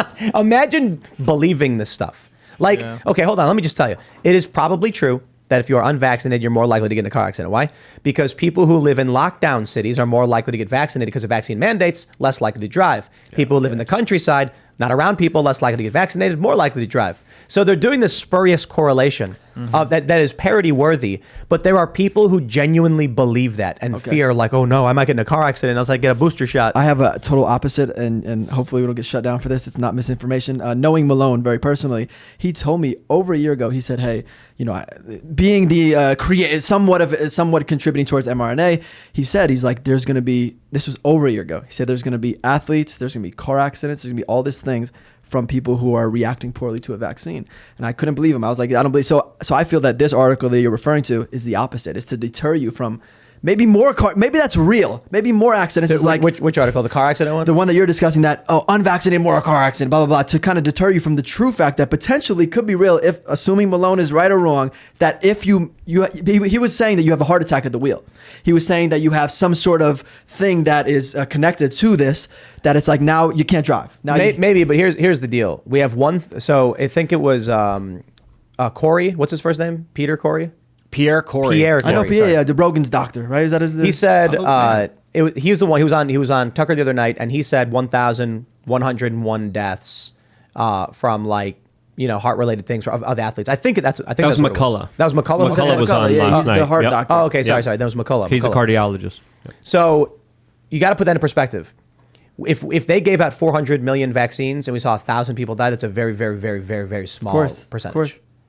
But Is that the reality? Is this what we know it to be? But true? those are the numbers being documented. How many of Right, those right. numbers are not being No, for sure. documented? And For sure. for the United States to still use the VAERS system, an outdated system that is extremely complicated Takes and 30 minutes. convoluted Takes to 30 even minutes. fill out, it absolutely makes no sense at all. So obviously, we should be doing more reporting. We should actually know the data. We should actually see what's going on here. We should see the results of this larger medical intervention. We're not seeing any of that. We have a lot of nonsensical hyperbolic dribble by Joy Behar talking about masculinity being a big problem here. Obviously, a hot take from the corporate media: testosterone bad. Gee whiz, who would I have think thought just that? Joy and Andrew Tate just got to fuck it out right now. Sorry, can I curse on this? I'm sorry. No, You're not supposed to. After Frankly, 15 but you've been seconds. going off. They just. I'm sorry. You should have told me. This is a family-friendly show. They We only got kids demonetize in watching the here. first 15 seconds. If you swear in the first 15 seconds, I think they demonetize the It's video. a right scale, away. actually. I think No, but for the national conversation to be about Joy Behar talking about the problems of masculinity and not what's really going on here, and not people asking questions, why are people dropping dropping dead here suddenly? That to me is the biggest travesty of injustice here, because when you're on a national television, you have a duty to talk about all the important stuff. You're Right. just literally reading from the same script, reading from the same agenda, Men bad, balls bad, testosterone bad. I mean, come on. Do you think she believes this? It's getting or do you think pathetic. it's an agenda? It's getting No, she believes tiresome. it. It's Believes obvious. it. I worked in the same building as these people. I used to take the elevator down there, and I'd see like Whoopi Goldberg. Right. When I worked for Fusion. And they believe the things they're They believe spouting. all of this, dude. They're not smart people. They don't read. Right. They sit down and they're like, "What's the news?" And then someone's like, a football player got tackled and died. Whoa! Can you? And they sit down and they do a show kind of like this, but without actually pulling up source material. So they'll go, "I heard that Donald Trump said he liked white supremacists." And they really believe this Wow. Yeah, they all believe it. Tim, they do read, but it's the teleprompter. Right. All right. And right. it's like, what lines? What do we have to say today? Okay, got it. You know, this I show wanna- brought to you by Pfizer. I want to push back on what you're saying, Luke, that people aren't speaking up about it enough, because I think they are now, and especially Dr. Drew Pinsky. On the corporate media. No, well, YouTube, which is corporate, Google owns, you know, but Dr. Kelly Victory, Dr. Byram Bridle, Dr. Drew, on Dr. Drew's YouTube channel, they are talking about incredible things that would have got them banned a year ago, but you're right. A They lot of are media getting isn't banned, and they're pushing getting it. downranked and not even knowing that You they're gotta- getting downranked. I know. He's got 8,000 views on that video. Are you kidding me? It was out. He should be getting hundreds of thousands of views on his The videos. algorithm Dr. Drew. specifically makes sure that it's only the approved channels, only the channels that are financed by Pfizer that gets to control the conversation here. So when you look up those specific terms on YouTube, you only get shown the corporate media, which is financed by Pfizer. Any independent voice even daring to raise questions here, any scientist, any independent thinker even addressing these issues, automatically, even if they're for the narrative, downranked in the algorithm, not shown to anyone. And this is how they control the conversation in this country, and how they're able to get away with all this nonsense, because people can't even find out what's really going on here. They have such a control of this psychological operation that people can't even find out what's going on here, which is crazy. To be fair, to counter, I just checked. We are the top live stream on YouTube right now. But is YouTube putting us in the trending subject? Is Yes. YouTube highlighting that? I don't know. No. I hope so. They Exactly. should. Trend us, dudes. This is awesome. We should. I mean, the amount of views we get on the show every night, it should reach trending, but it never does. No, it's paid for sure. But as independent media, we have to literally, it's like pulling teeth in order to kind of retain our audience, in order to keep our audience. It's extremely difficult, as YouTube has been going out of their way and doing one underhanded thing after another underhanded thing in order to stifle your ability to reach people. And it's not like, the corporate media that has an unfair advantage. And whenever you search for anything, it's always them that you get to see. You don't get to see the real voices. Who is they, though? The corporate media. I am they. The establishment media, CNN, MSNBC, CBS News, NBC News, the same news networks that, of corporate course, press. are controlled and have top agents at the CIA at the helm in charge of those news organizations that are essentially are not news organizations. They're propaganda outlets that do the bidding of the special interest class. That's exactly what they are. They're not in the business of news. They're in the business of propaganda. Yeah, I think to add some nuance to what you're saying, that YouTube is probably responsible. They're just following orders, but you're still responsible for pulling the trigger. Soldier. But I think that the government, we're going to find out, like what they did with Twitter, that they're sending alphabet. Of course. They've got it on. They got their thumb on Not everything. just one. Absolutely. Absolutely. On Drew's video, it says, "Get the latest information from the CDC." Like there's a COVID warning on it. No, I've seen That's not Google's. I mean, maybe Alphabet's like, let's do. I think it's If you think probably that- if the you- guy telling me to get a vaccine, Joe Biden. Like what? He's not even a doctor. Sorry to cut you off. No. I'm slowly He's not cutting even you a off. doctor. But if you think the Twitter files are bad, imagine what the Alphabet files are going to be like. I mean, if they ever come out, which they probably won't, but that's a whole nother layer of significant know, finagling of our discourse. I want to know what Joe Biden was talking about in the Virgin Islands. Oh yeah, he went down there, and then the next day the prosecutor got fired. Well, sort of. Tell me the story. On December 27th, AG in Virgin Islands files a lawsuit against JP Morgan for facilitating Epstein's trafficking. That same day, Joe Biden then flies to the Virgin Islands, and then it was announced the next week the Attorney General got fired. Which makes me Yeah, 3 think days after filing a and here's lawsuit. the best part. Here's the best part. The article about Biden flying to the Virgin Islands was like, he goes there for the holidays. He has not been there for years, and he decided to just go now. And it's like, dude, I saw that. he's not been there. I didn't know this story. I heard you had Republicans that were like, I can't believe he's doing the same things that they accused Trump for. I'm like, wow, like I've never been the what's really going on, guys. This is a distraction. I try not to be that guy, but what you're saying He makes had total not sense. gone to the Virgin Islands since he was VP. That makes total sense. So like this abrupt middle of the week trip on a Tuesday They're like, in between the holidays, on Tuesday, he's going to the Right. Virgin Islands, get out of here. Yeah, and Biden has a history of firing international politicians that he doesn't like, or investigators that don't do what he wants them to do, as he openly bragged on the Council on Foreign Relations with Richard Haas about how he was able to fire a Ukrainian prosecutor that was looking into the business that his son was getting lucrative contracts from. Also, it was on the board of. yeah, and getting a lot of contracts, getting a lot of money, getting, I think it was $50,000, $83,000 a month, million bucks a year. And the DOJ still has a lot of those documents surrounding his contracts, all the money, all the paychecks, all the gifts that he was getting from Russia, from China, from Ukraine. They're not really releasing any of that information. And for Joe Biden to go to the Virgin Islands that are looking for a federal bailout, and 3 days after announcing this lawsuit in the Virgin Islands, this attorney general gets fired without cause, without reason. The attorney general that was looking after JP Morgan and Chase and their involvement in this larger trafficking and extortion operation. Give me a break. How more obvious could it get? This attorney general was a hero. She was putting everything on the line, investigating and calling out the bigger players and the bigger names when it came to the biggest banks finagling and running an international child trafficking operation that, of course, affected people in so many negative ways. Thousands of children hurt, and we're never going to get any justice here because the people who are looking into this are being fired immediately. Imagine going back in time, like 2016, and telling your past self about that story. Yeah. Like, you're just sitting there with sunglasses on, you got a cigar, and you're like, hey, younger Tim, child sex trafficking rings on private islands with powerful global elites and politicians is real.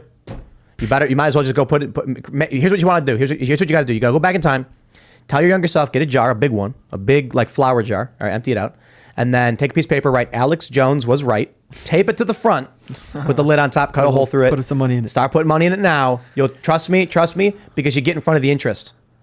You know, when Alex comes to collect, you know, you'll have paid up in advance. If I would have told myself this 10 years ago, I would have been like, yeah, obviously, dumb. So I'm talking about it right now because I was. And you were Alex red pilled Jones day was. one. And, you were red pilled. I mean, I've been looking into this for a while. Imagine there's a guy walking around with like a trench coat on and like a boot on his head and like tin foil in his hands, and he's yelling about this, and then it turns out he's right. Right. Who is that guy? That's what's that guy's name? He runs for president every so often. Well, the boot on his head is Vermin Supreme. Yeah, Vermin Supreme. What's up, Vermin? Guy? Luke, were you red pilled before 9/11? No, after. But that was a 9/11. big one. That was a huge one. How long after?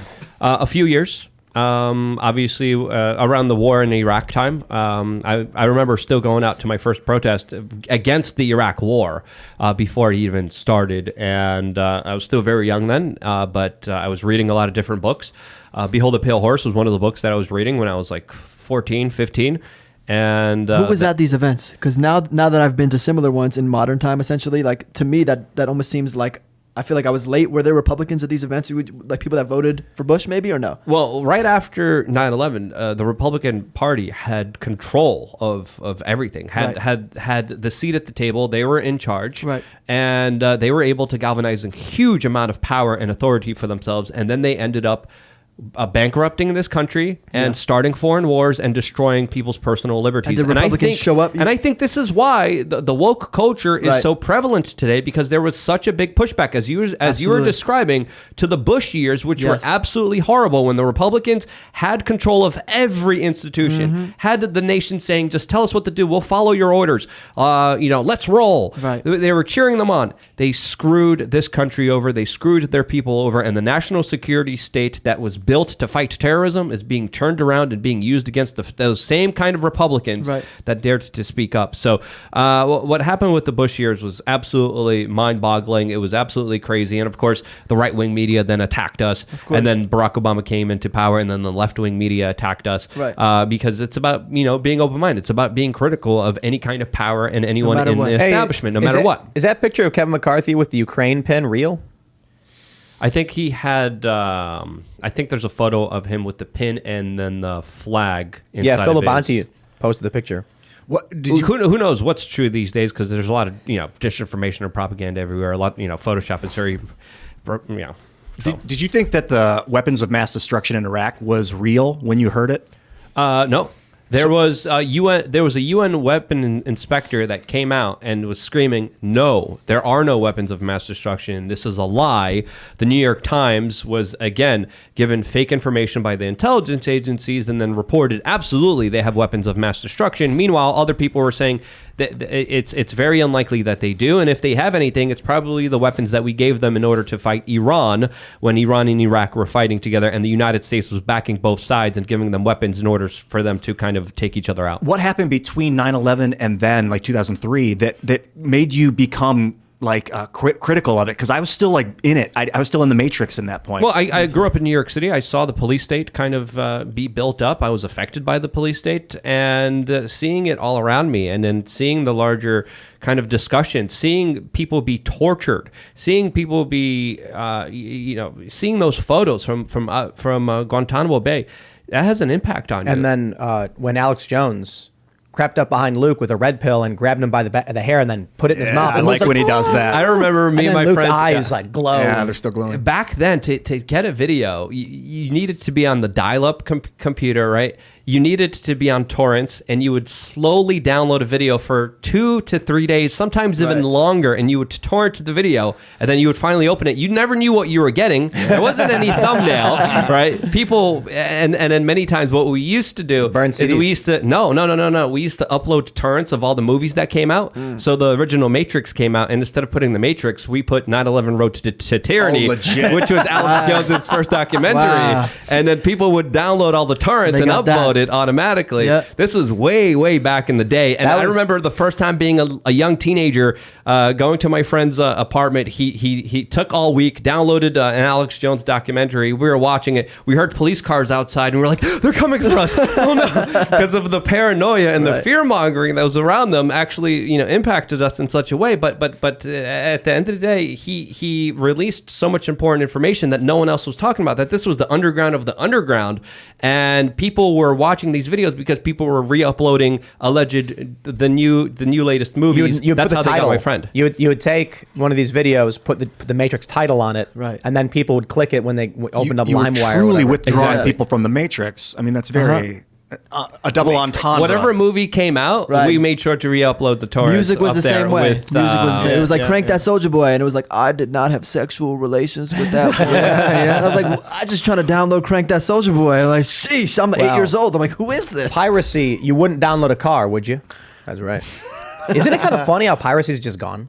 Yeah, Like the it's weird. market solved that problem. Correct, right. Now you just pay $8 a month or whatever. It and was you get- easier than downloading, unzipping, plugging your phone in, whatever the Getting music viruses. at It'd least. be a 3 megabyte. You never MP3. knew what you were getting. It would take like 12 hours Right, to get a 3 days. megabyte. I'd do it at So 6 it's like, PM I'm going and- to pay $4 or $5, and I guess I'd rather pay and know what I'm getting than not pay and like not know what I'm Yeah, getting. you download a song and it would be like, you're trying to download Nickelback, but you end up with some weird random band.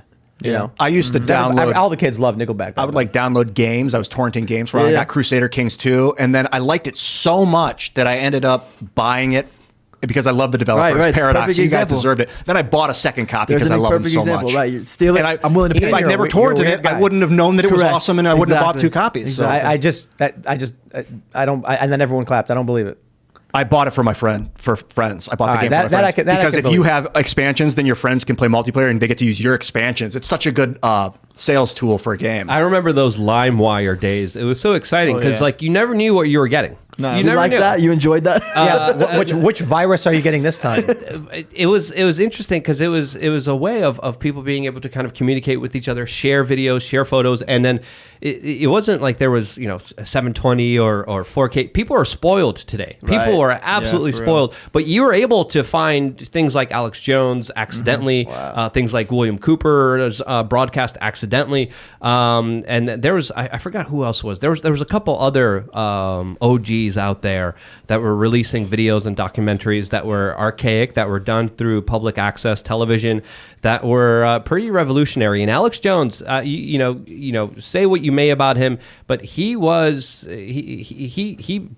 the path forward when it came to independent media, when it came to critical thinking, and he was one of the first people to say, "Hey, I don't need the corporate media. I don't need to be approved. I don't need multi-millions of dollars. I'm going to show up at this local broadcasting station and I'm going to do things on my own and release it to the general public. And it went viral. So truly give him credit because he was one of the first independent content creators that actually was able to be successful with all of this. And then, of course, came Loose Change and everyone pirated that. And that was its biggest strength. That's how it became so popular, because of that kind of virality, because of that kind of need, because of that thirst for knowledge and hunger. And it was like you could get anything and everything online, but also you get a whole bunch of surprises. So it was a Wild West back in the day, and it was way better than what it is now. Let's jump to this story we got here from the Daily Mail. World Health Organization warns XBB 0.1.5, why is there a decimal on the letter, is the most transmissible COVID variant yet, as figures show strain makes up 70% of cases in northeastern U.S. And as now I show you that, I'm just going to show you another article. Recession predicted in 2023 for U.S. economy by economists at the major banks. So I wonder what their plan is for this year. I'm bullish now.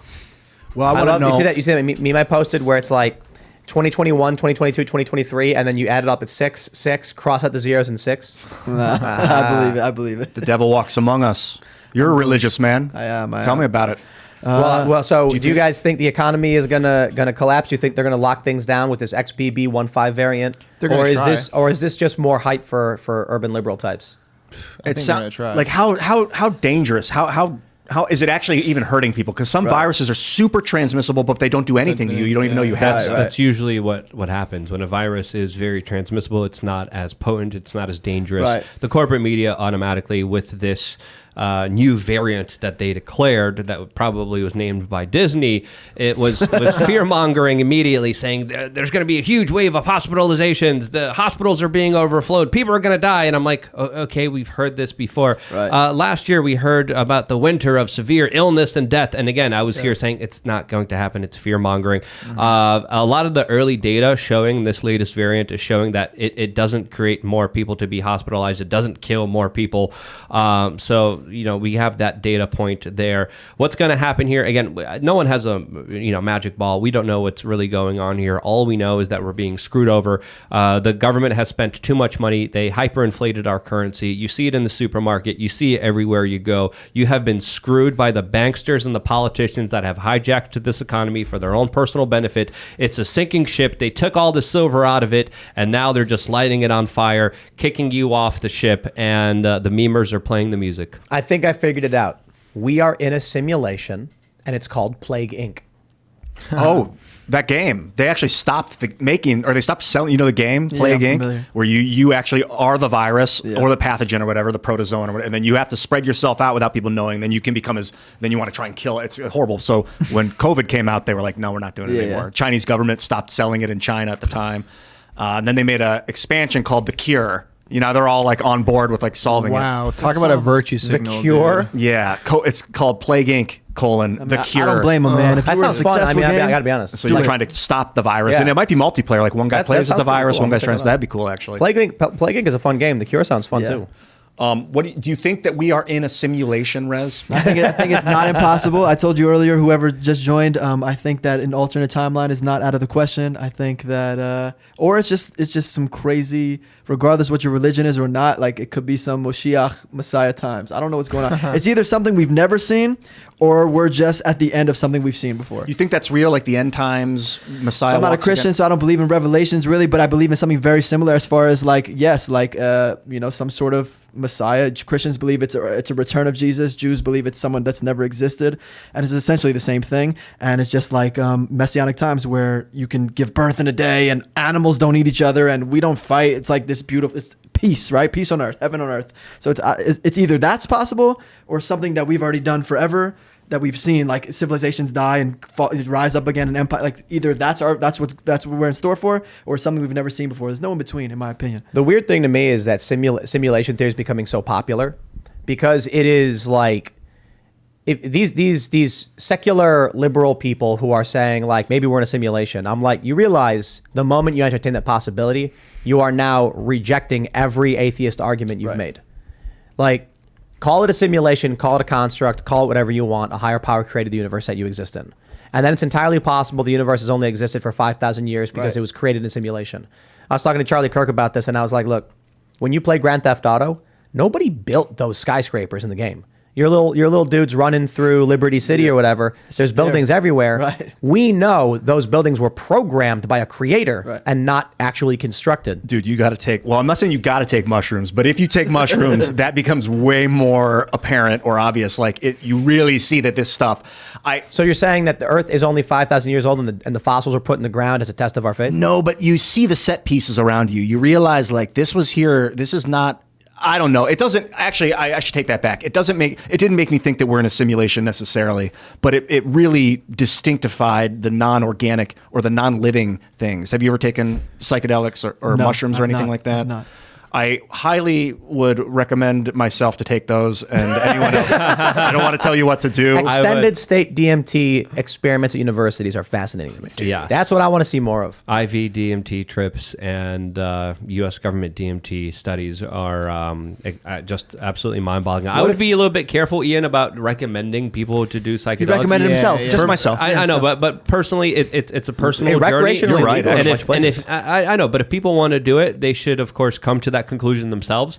And Yeah, it's not like going sled riding. It's a big spiritual kind of experience that again, people need to decide and determine if it's right for them, because for some people it could actually hurt them. Yeah. And we still don't know what's really going on in this larger kind of energetic, cosmic, dimensional existence that we all have here. So a lot of people say, you're playing with something that you don't understand, which you should be extremely careful of. Well, scientifically, we are experiencing a simulation in that our bodies are simulating stimuli and then giving us binary data, and we're seeing it. We see vision, or we have sound, this vibration. So, but are we affecting the simulation? Like this is when I get into like Nassim Haramein and the quantum vacuum, and look at like the superstructure of the universe and the web of nature and things like. Have you seen Back to the Future 2? When Biff is president? Yeah, of course. So, like, first of all, I would like to ask people watching and you guys at the table, is there any sequel that's better than the original? That's my first question. But that's my favorite in that scenario. But that's what I feel like we're living in, is where, like, someone found the almanac and Biff is the president, whether that's Trump or Biden. It's like we are living through Back to the Future 2 right now. Not 1, not 3, which was the Western bullshit. It was like number 2 is what we're living right now, where it's like gambling's legal. Biff is the president. It doesn't matter. And That's a good point, because we have that. Remember that book, Baron Trump? You know that book from the 1800s or whatever that I still don't believe is real. I'm not familiar with this. There's you want to look it up? People are It said Baron Trump is a time traveler. no. They're called the Baron Trump novels. Yeah, the Baron Trump novels. Reportedly written in 1889 and 1893 No by way. Ingersoll Lockwood. I've not heard of this. And they were obscure until 2017 when they received media attention for perceived similarities between their protagonist and U.S. President Donald Trump. One of the stories is about a person named Baron Trump who becomes president, whose base of operations is on Fifth Avenue, and a bunch of socialists and anarchists come up from the Lower East Side of Manhattan rioting. And like apparently that's in it. I think someone brought the book here and we were looking through it. I'm like, this has got to be a hoax. But people are saying, no, what happened is Steve Bannon is Baron Trump from the future. You guys have heard that conspiracy theory, right? That makes sense. That makes sense. I can see it. I've not heard this one, but So he came back to warn us about the Federal Reserve. you're teaching me a lot. I love it. Yeah, Steve Bannon. Well, knows. Donald Trump's uncle does have a connection with Tesla, Nikola Tesla, and anything could be possible. Yeah, Who knows? he was involved in the FBI going and raiding Tesla's lab and getting all this like So you're saying vibrational Nikola- He was Tesla. the first one. Yeah. Trump's uncle was the first one to be in Tesla's room after he, passed. They went in, took all Tesla's stuff, then all of a sudden the UFO crashes in Roswell like 15 years later or something, or 20 years later, and they're like, it was a hot air balloon, guys, don't worry about it.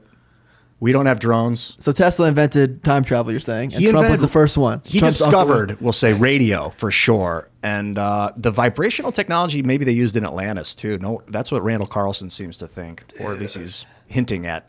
But I don't know. But what I'm thinking is my best conspiracy theory now, the best new one is that the ancient cultures before the flood, 14,000 years ago, had not explosion technology like combustion. They didn't have that. They had implosion technology where they could vibrate the earth and send electrical current through the earth, through the air. That's different from implosion. What do you mean? Well, by using implosive forces, at least this is what Randall refers to it as implosion tech. You compress it so much, and even like a lattice, like a fiend lattice, like graphene or something, that it creates a vibration, and then you can vibrate things and get a current out of it. And that one of the great nations of the time, maybe it was Atlantis, decided we're going to war. We're to keep control, and they used that technology in war and vibrated the Earth in such a way that its protective forces diminished, its field dropped, and the meteors fell onto the planet and annihilated it. So don't mess. The explosion apocalypse would be nuclear war. Right. But the implosion apocalypse would be cometary impact. I like the conspiracy theory that it wasn't ancient aliens, it was humans, and Earth was terraformed. You ever hear that one? That's a fun one. Yeah, that's the Ark Project. They were escaping their collapsing planet. So this big ship, and they came to Earth and terraformed it, and then there you go. Here we are. It's all possible, The rest is history. man. Yeah, I think mushrooms hit the ocean like spores because they can live in deep space. They can exist, and they start to spin. A mushroom spore in deep space has a light side and a dark side underneath it. You know, the gills are darker. So the light side aims towards a star, and then starts to spin and create gyration and movement, and it can move through space towards stars. Wow. And then it just hits oceans, and they call it panspermia. Basically, seeding life across the universe, starts eating plant matter and becoming and other fungus, and then becomes animal. What happened was this large, gray-skinned alien dude drank some black goo and then melts into DNA, and then it falls in the water and then seeds life. Yeah. That's what happened. Anything's possible. That is Prometheus. Anything's possible, man. All right, we're going to go to Super Chats. If you haven't already, would you kindly smash that like button?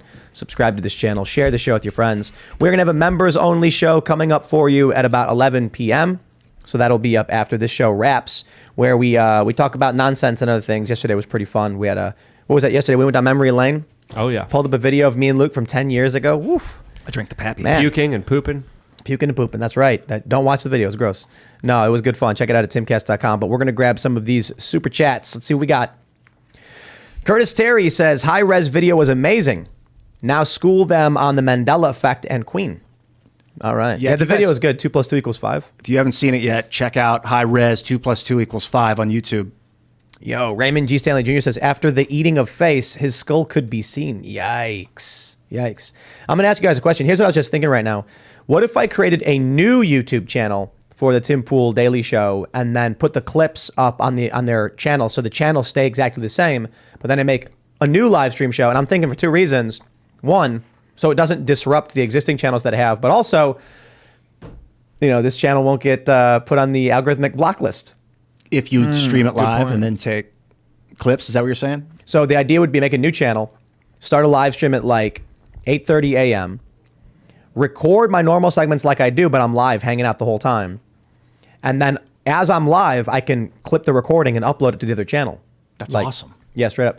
But then basically the idea is it doesn't disrupt those channels. The new channel then, isn't Why would a live censored. stream disrupt it if Because it changes the format of when people are expecting videos. Instead of getting a 10 a.m. video, you're getting a live stream from like 8:30 to noon or something. So it's very different. But I don't know. Maybe there's like 1 million subs on these channels. Maybe I should start consolidating. My concern is the channels are on YouTube algorithmic block lists. You know what I mean? Yeah. Yeah. Well, if YouTube Maybe. wants to hit you, they're going to hit you. By the Right, way, it's a good point. I heard that in the bathroom. Whoever said that, thank you for checking Yo, out. Rez, where do they find the video? I'm looking for it right now. Here it is. Hi-Rez TV. Yeah, Hi-Rez TV. I just dropped it like right before this podcast. Shout out Dr. Malone, JP Sears, Ian Smith, a few other people from this little freedom movement. They were in the video too, so I appreciate you guys for checking that out. So Thank you. Harley from Epic Mealtime. Harley, yeah, he's based, man. People are asking that. They're like, he's such a nice guy. I love Harley to death, man. He's like one of these Canadian guys that's like, he's trying to figure it all out, right? I love this guy, man. Like in the state of the world, he's like, I don't want in Canada, everyone's a racist Republican. If you're like not, you know what I mean? If you don't go along with it. So it's like for him to be like, well, maybe they're like not treating us correctly, guys, eh? Right. It's like, oh, you know what I mean? And that's like what he is to them. So like, shout out Harley. All right, let's get some more. Here we go. Jeremy Wien says, pretty sure Bill Gates isn't a vet either. That's correct. Yep. There you go. Yeah, he was The talking- Life of D says, Hi-Rez, your song Welcome to the Revolution helped me tons during COVID. Played it daily living in Crooked County before moving to NC and wife's job lost from vax mandates. God bless, brother. Wow. Yeah. Thank you. Yeah. That song and the whole mandates and I'm grateful that song kind of gave purpose to that movement. But I wish it was never the reality that it needed to happen. But shout out to you, shout out to your wife. Hopefully you guys got that under control and keep following God, keep following your heart, man. That's crazy. Travis Bost says, Spike Cohen shared a photo of Justin Amash sitting on the House floor next to Massey during 6th vote. What? I got to pull that up. Why Is was true? that controversial? Yeah, I saw that. Yeah, what was Because the idea is Amash will come in and be like a moderate and block the Republican investigations and stuff as like a coalition neutral party. Is Amash cool? I think he follows me. Well, a lot of libertarians like him. They think that he's a true libertarian and will do good things. Oh. But the fear among MAGA people is that he's just going to actually block real investigations. So, oh yeah, there you go. Spike Cohen says right now, Justin Amash is sitting next to Thomas Massie on the House floor. This might get very interesting. Yeah, he does not follow me on Twitter, but I remember being in contact a long time ago. Whatever, He's man. been around for a while. Whatever ends up happening, I'm going to laugh because we've all been talking about this even before the midterms, that even if Republicans win, nothing would change. And them putting McCarthy in is a loss for me. So like Amash, Cheney, whatever, I don't care. Pelosi, whatever. I'm glad Pelosi got fired, don't get me wrong. Yeah. But they're not doing anything legitimate. Donald's, I think, would be good. Apparently, people are saying he blocked both spending bills in the past 2 years, or he voted against them. So that's something good. That's something good. Mm-hmm. I just, look, I got to be honest. I don't know who would be good. Massey would be good. I'd like Massey. Yeah. All right. EF says, JP hand sanitizer was great. That facial expression was perfection. Thank you. Yeah, shout out JP, man. Once again, I'm going to pat myself on the back. That's like one of the first dopest music videos I directed. And thank you, JP, for being a real sport. What are we going to do tomorrow? We're going to do another one of these votes. Man. I know. Vote number 7? Yeah. Crazy. Another loss. Let's get 100 more. Yeah. Let's do this. More votes. Just and we got it. They can't they just left. Yeah, this went home. They man left. Because nobody wants to sit there and have to stay late. No, you got to do your jobs, man. Yeah, somebody got to stay late. The Democrats were like, nobody leave. Isn't that funny? The Democrats were the same, don't leave. Yeah. That's so weird. Whatever. All right. Mayor Mercules says, this is why being a politician should not be a day job. They should be paid a supplemental income for their services, but they should be out here working regular day jobs like the rest of us have to in order to survive. Yeah, except we I want them to be there for 12 hours all day working on the vote too. Or I don't want them to be there for 12 hours, but if that's what it takes, that's what I want. All right. Bree Sullivan says, Tim, if you liked Molly's Game, then you have to watch West Wing. It's an HBO Max TV show written by the same guy about a fictional Democrat White House from the early 2000s. I'm familiar with the West Wing. I didn't watch it a whole lot, but yeah, Aaron Sorkin. It was great, man, but I thought that was a lot of like Obama prop. Right, and so was Newsroom. Awful. Have you seen Newsroom? No. The idea was they made a fake cable channel and they simulated what it was like when stories were breaking. And I'm just like watching it like that is nothing like what it's like in the newsroom when stories. West Wing, it was really well written, really well acted. Martin Sheen was the president, but they made him look like a superhero, and it was like so much American government propaganda. It made me want to love the government. All right, Weston Kramer says, hey, Luke, I wore your I'm unvaxxed and ready to talk politics shirt for Christmas. 2 of my uncles whispered like schoolgirls across the counter. Some of my in-laws shot disgusted looks my way. Best Christmas ever. At least you know who's on your side, right? At least, get those conversations started, and shirts are a great way of doing that. And, when it comes to family members, I think they're worth having a conversation with. I think they're worth trying to reach out to and, listening to them and talking to them, engaging with them. I can't recommend that enough. Right on. Let's, what do we got here? Raymond G. Stanley Jr. says, who knew watching C-SPAN can be so exciting? Isn't that funny? Yeah. It's like, let's get up C-SPAN. We're like refreshing. Come on. The House floor vote. Go. No, that's a funny thing. I'll be honest with you guys. If I did, one of the reasons we have Pop Culture Crisis as a show, subscribe to Pop I'll be there Culture on Crisis, Friday, by the way, is because I know that pop culture is more lucrative. And I said, in the early days of doing the shows, I would do some pop culture stuff, literally be like, yo, what's up with this actor who did this thing? And sometimes I still will if it's a big cultural thing like a movie or whatever. And I'm talking about like, I did a segment on Avatar, because they called it racist or whatever. But I was like, if I just did pop culture, I'd make 10 times the money. Mm-hmm. If I did a live show just like this, and we just talked about movies and stuff, it would be 10 times the money. No controversy, no canceling. People would leave us alone. And then I'm just like, okay, well, I can't do that. I care about politics. That's my Super Bowl, the election. So we should do a show.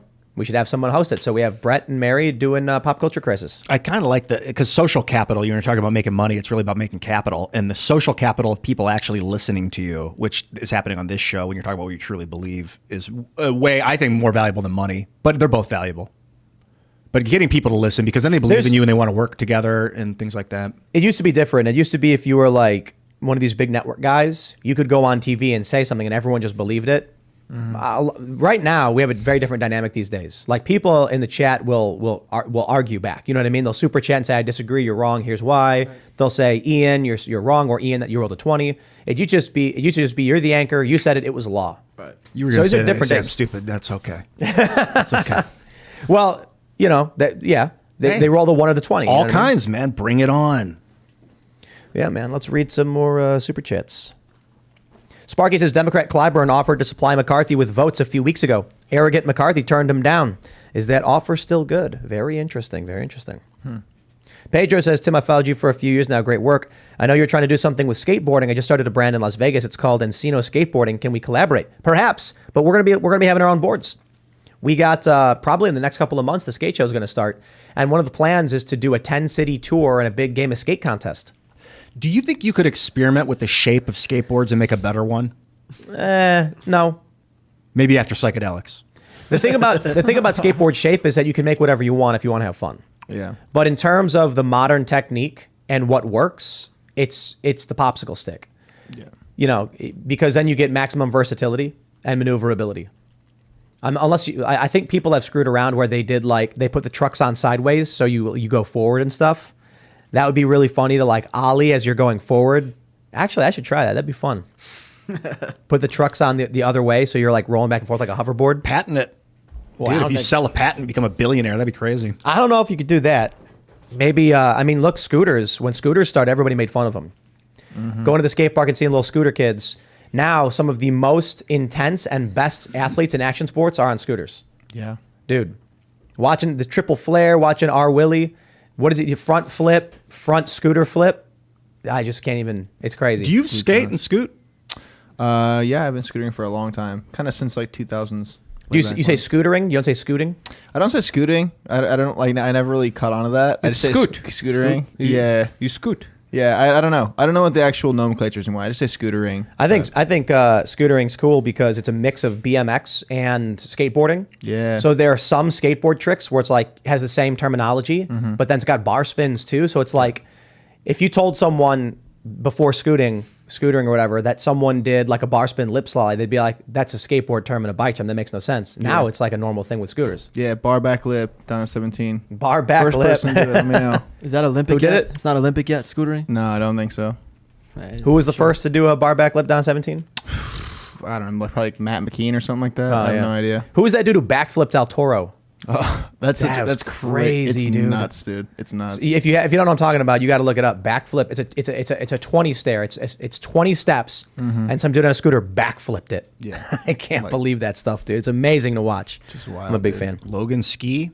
Is that who did it? I think so. Backflip down El Toro. I remember the first time El Toro got kickflipped. Who was it? Was it Dave Baczynski? Dante Hutchinson. Dante Hutchinson. Versus, I don't know. I don't want to misrepresent this. Sorry to interrupt. You were saying what? El Toro? All right, Grofty says, this is off topic, but did I miss a break from the quartering going silent today, or am I crazy? The quartering going silent today? What does that mean? Was he not on the air or something? I don't know what that means. Me neither. Does he have videos up? Rebel Parrish says, rip to my favorite doggo whiskey. She was diagnosed with diabetes late, and I tried and tried, but couldn't make her feel better. She was insulin resistant and just got worse. I had to put her down on New Year's Day. My heart is broken. Pray for Bucko. I'm really sorry to hear that, Rebel. Thank you for your well wishes on Bucko. Bucko's he's doing better, but he looks very, very thin. So I think the subcutaneous IVs and the hormone blood medicine is working, and the food is working, but he's still very, very thin. Ian apparently has an option for stem cells. Yeah, it's actually pretty cool. We're going to get him an echocardiogram and see if he's able to be anesthetized and put under, because if he is, then we can potentially do a surgery or a procedure where we would extract cells from his blood or fat, or both, and then send them off. I'm not sure the process, but then they send back stem cells that get injected a couple days later, and that can cause the body to start regenerating organs and things like that. It's just a matter of if his heart can handle it. Yeah, he's got a bad heart. So. If his heart can handle going under, we'll find out. Yeah, it's pretty bad. He's been hiding. He's been begging. He's been drinking almost nonstop. So these are all really bad signs. Yeah, got to keep his spirits up. That's the way to go with cats. He wants to go outside, which is a good sign. Yeah, he wanted to today. Yeah, and it was warm, but I'm like, he's so weak. He jumps, but he's not the same as he used to be. I bet sunlight's really good for him. If we let him go outside, he's going to get eaten by some critter of some sort, because he's not going to be able to run, jump, hide, or fight back. Earlier this year, he was fine. But I remember when I saw that fox creeping up on him and he just sat there staring at it. I'm like, this cat doesn't get it. That fox was gaunt and like hungry, and it was slowly creeping up. I had to cut my segment, run outside and yell at it. It's like, all right. Centurion 54X says, best IRL show in a while. Fun laughing with all y'all tonight. I mean, it was fun making fun of Congress. Yeah. It was like we're all just laughing at them. They're like, we want to go home. Low hanging fruit, man. Imagine you go to work, easy right? job. You go to work and all the employees are like, we want to vote to go home. It's like, no. You have a job to do. You don't get it done. You stay until you do the job or you quit. They should all resign. If you don't want to get the job done, you should be forced to resign. You want to leave? Okay, you can resign. You want to resign?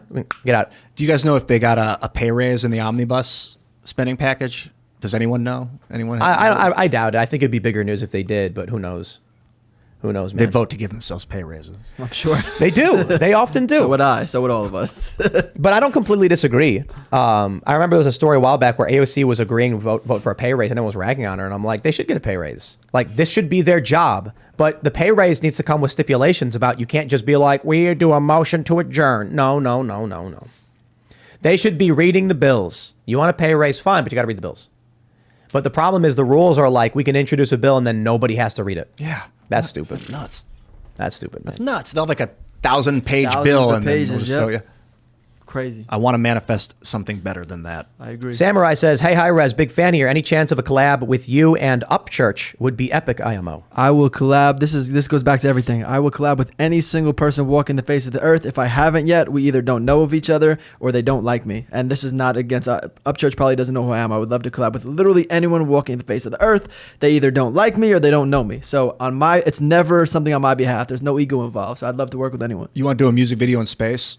I would love to do a music video with anybody. I just saw y'all record that y'all put out. I would love to do a record too. So I'm down to work. Not a record. We just put out a couple songs. I like that. I like the couple records. That's what I call a record now. It's one song now. Yeah. Oh, right. But I'd love to do a song with anybody. So, yeah. All right. Clef the Misfit says Trump has 100% name ID with 65 to 70% disapproval. His VP could be Jesus Christ himself, and he would still lose the general election. No, he would DeSantis win if Jesus 2024. was his VP. Come on, Jesus. Yeah. If Jesus was like, Let's be real, I'm ready dude. now. If Jesus was the VP, I'd vote for him. Trump would he'd win.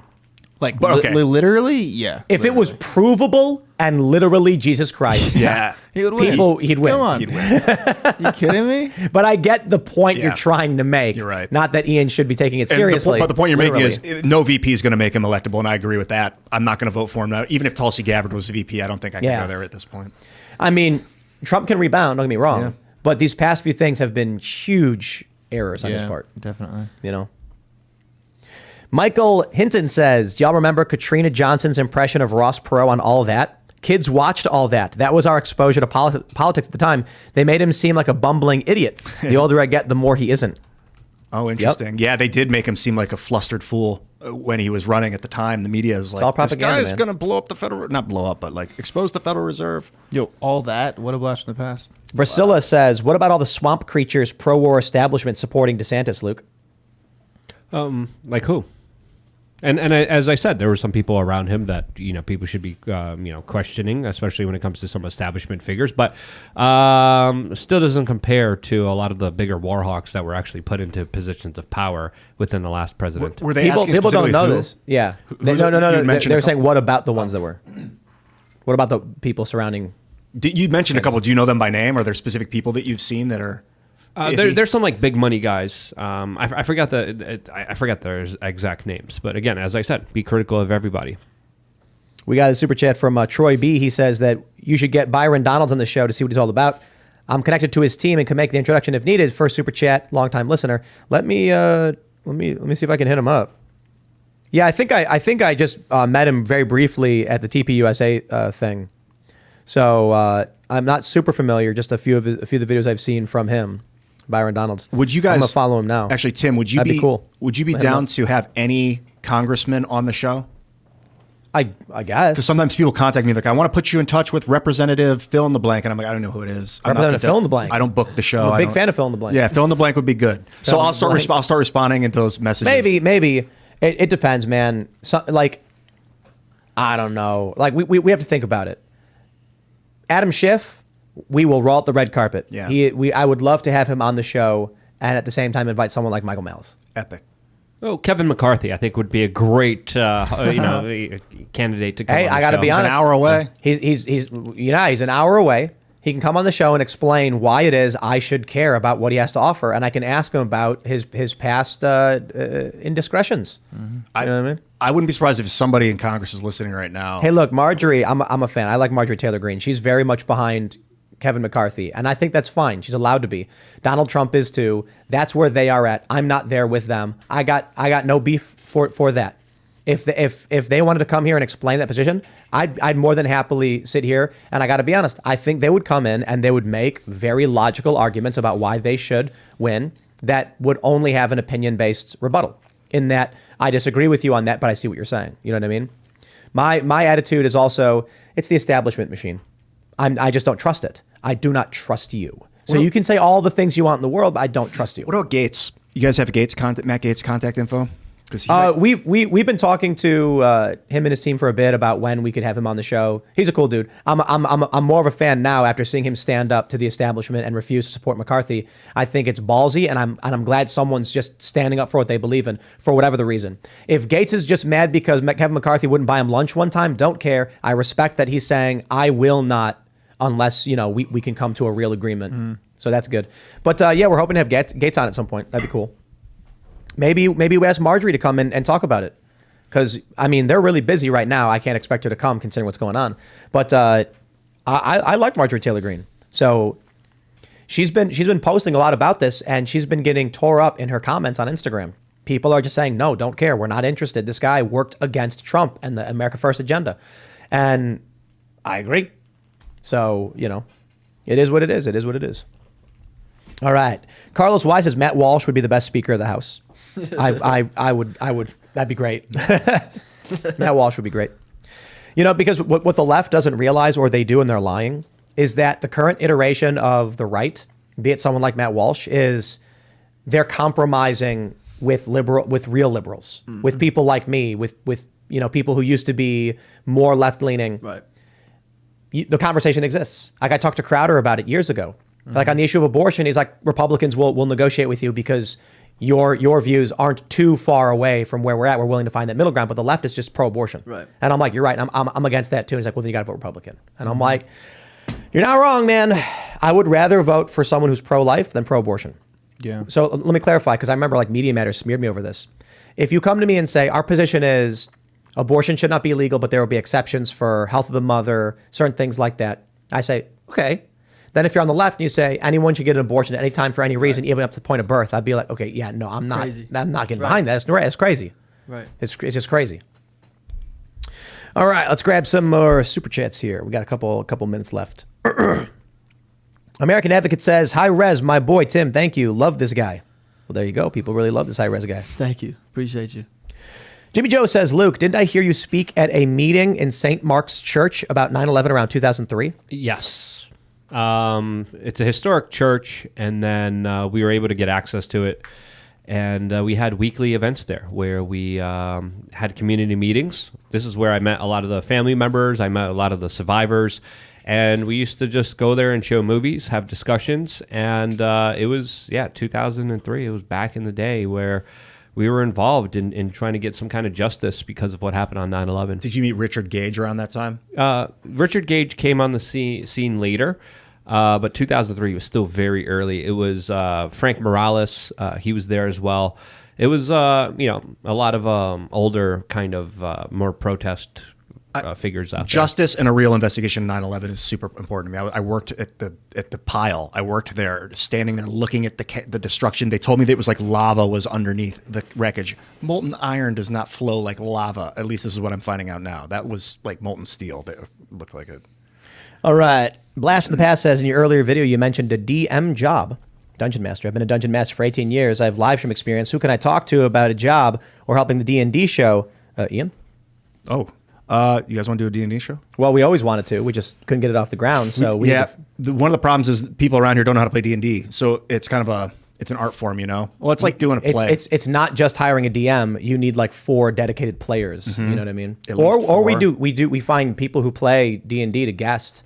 But in order to have a campaign consistent, you need people consistently playing throughout that campaign. Yeah, send me a message on Twitter or on Minds if you're interested in being a DM. But send me a link to your work, video of your work. If you don't have that, don't contact me. It's too much effort to go. I can't figure out anything through text. I need to see you speaking, see you in action with other players and things like that. That's your resume. Yeah, because the master has to be fun, quick-witted, and able to control silly people. Mm-hmm. So, D&D can get silly. So if someone wants to do something that can break the narrative or whatever, the DM just needs to be able to take control and just... Also be willing to be a player and be willing to let other people... Because I know the DM normally is in control, but since this is a corporation and we're building a show out of it, you may not be in control of the game. Just keep that in mind. Yep. The big shots from the legal department to come down and be like, you can't say elf. No more orcs. Orcs racist. Orcs all have green skin. We need a no, that's racist. We need a new word. How about orbo and flurbo? Yes, because no one knows what those words mean. Create your own race. Yeah, those are legally distinct from elves. All right, what do we got? The Eddie says, this took me back. I red-pilled my town, burning copies of Endgame, giving them out in high school, 07, did a report on fluoride in college. They were all laughing when I started, dead silent when I stopped. Haha. Yeah, Those are the crazy DVDs days, man. were a way of just reaching out to so many different people out there. We had so many different DVD burners, and we would just hand them out. We must have done almost 1 million DVDs, to be honest with you. I first saw Loose Change when I was working at O'Hare Airport, and some dude walked in and was like, guys, you got to watch this. And we were like, what is it? I think someone had like an Xbox, and he's like, you got to watch this movie. And he played it. And we're sitting there they're called like zone rooms or gate rooms or whatever, just waiting for our planes. Because what happens is the plane will land, you'll bring it in, you'll unload the bags, and then you wait. The plane will sit there for 2 or 3 hours, and then, at a certain time before departure, you load the bags in, so you have downtime.